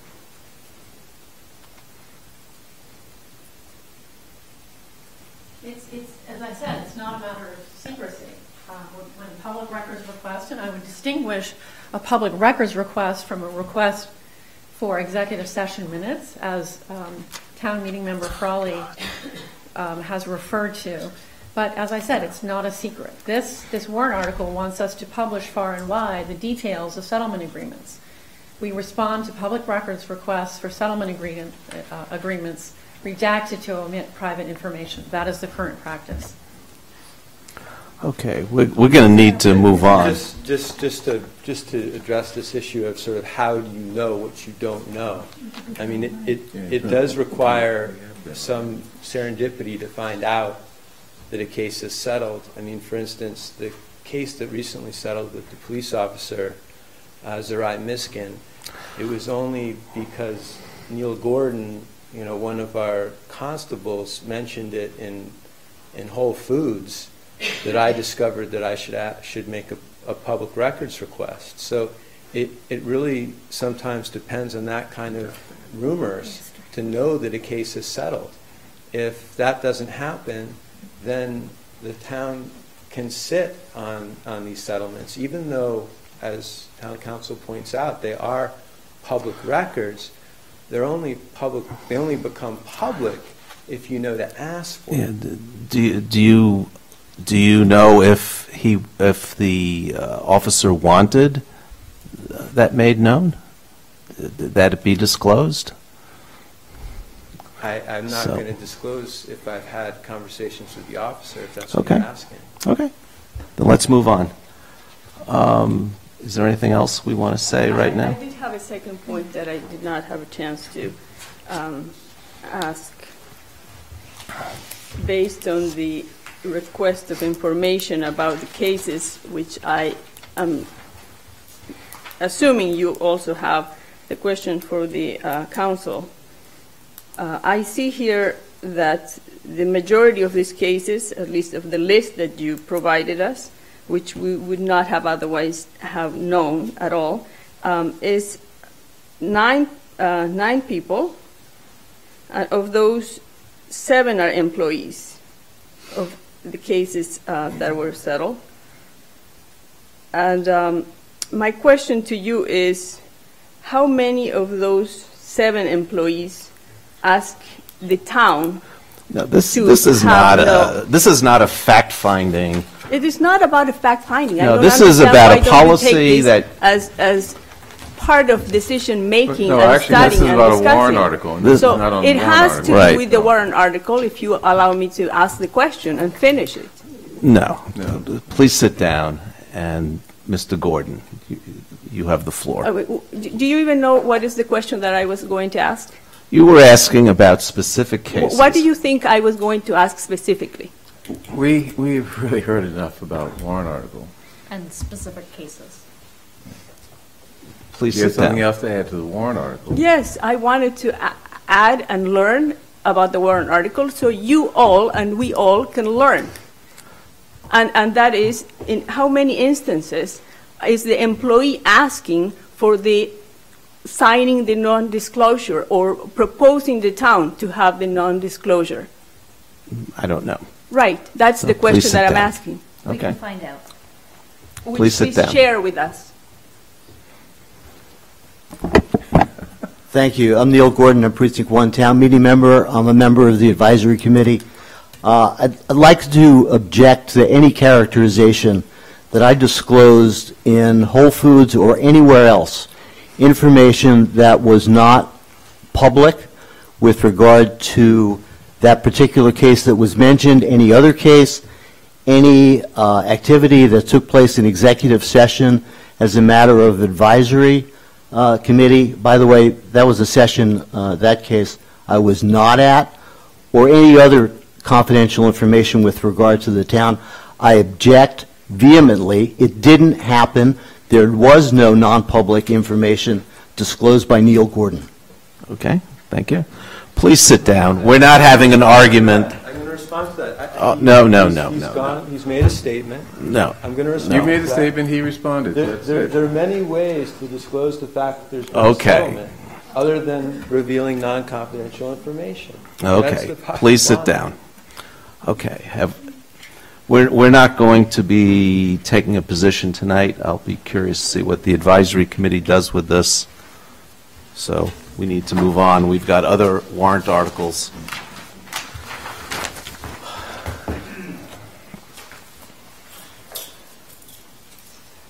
So I think we have the marijuana local option tax. I think that's fairly straightforward.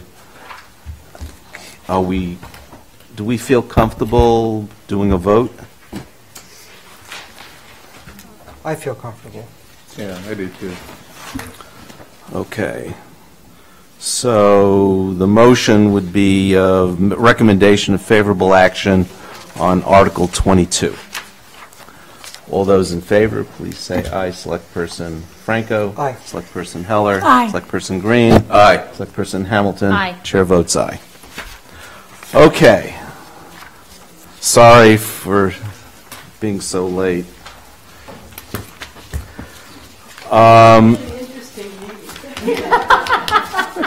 That's why I keep showing up. I'm telling you, I learn something every time. I learn a lot.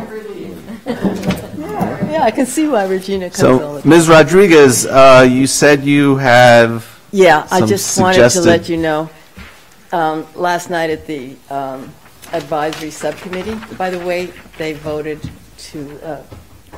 for positive. Okay. Unanimous. They did?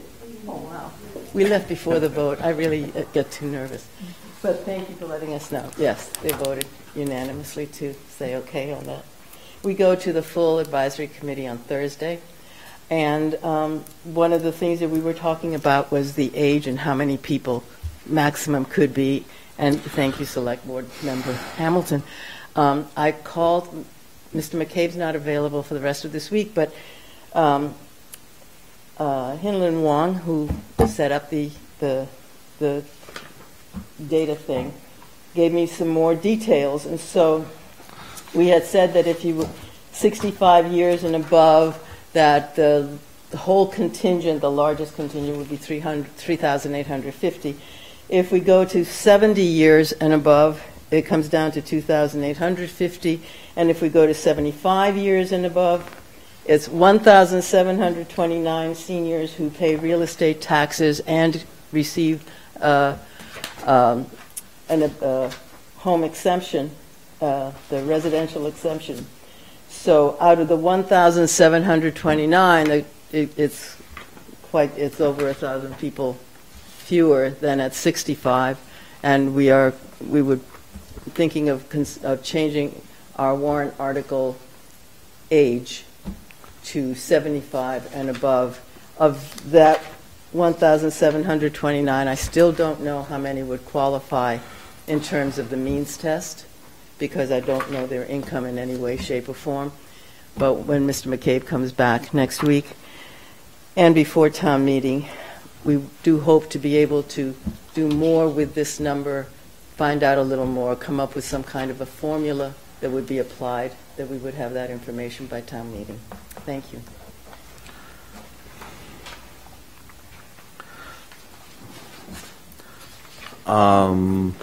Could I ask a question? Sure. Chair Wyszynski, it's almost exclusively aimed at you. You work for the Department of Labor. I did. And I worked for the Census Bureau. Is there something, which came under the Department of Labor, is there something within the data and various surveys, hundreds of surveys that we did, that could help fill some of these numbers in terms of income, for example, within the town of Brookline? I worked for a different part of the Department of Labor, not the Bureau of Labor Statistics. Okay. So the American Community Survey, I think, does ask for income levels. So we could probably pull that data, I think. Yeah, but that's not universal, Heather. That's done randomly. Sampling, yeah. Yeah, it's done randomly.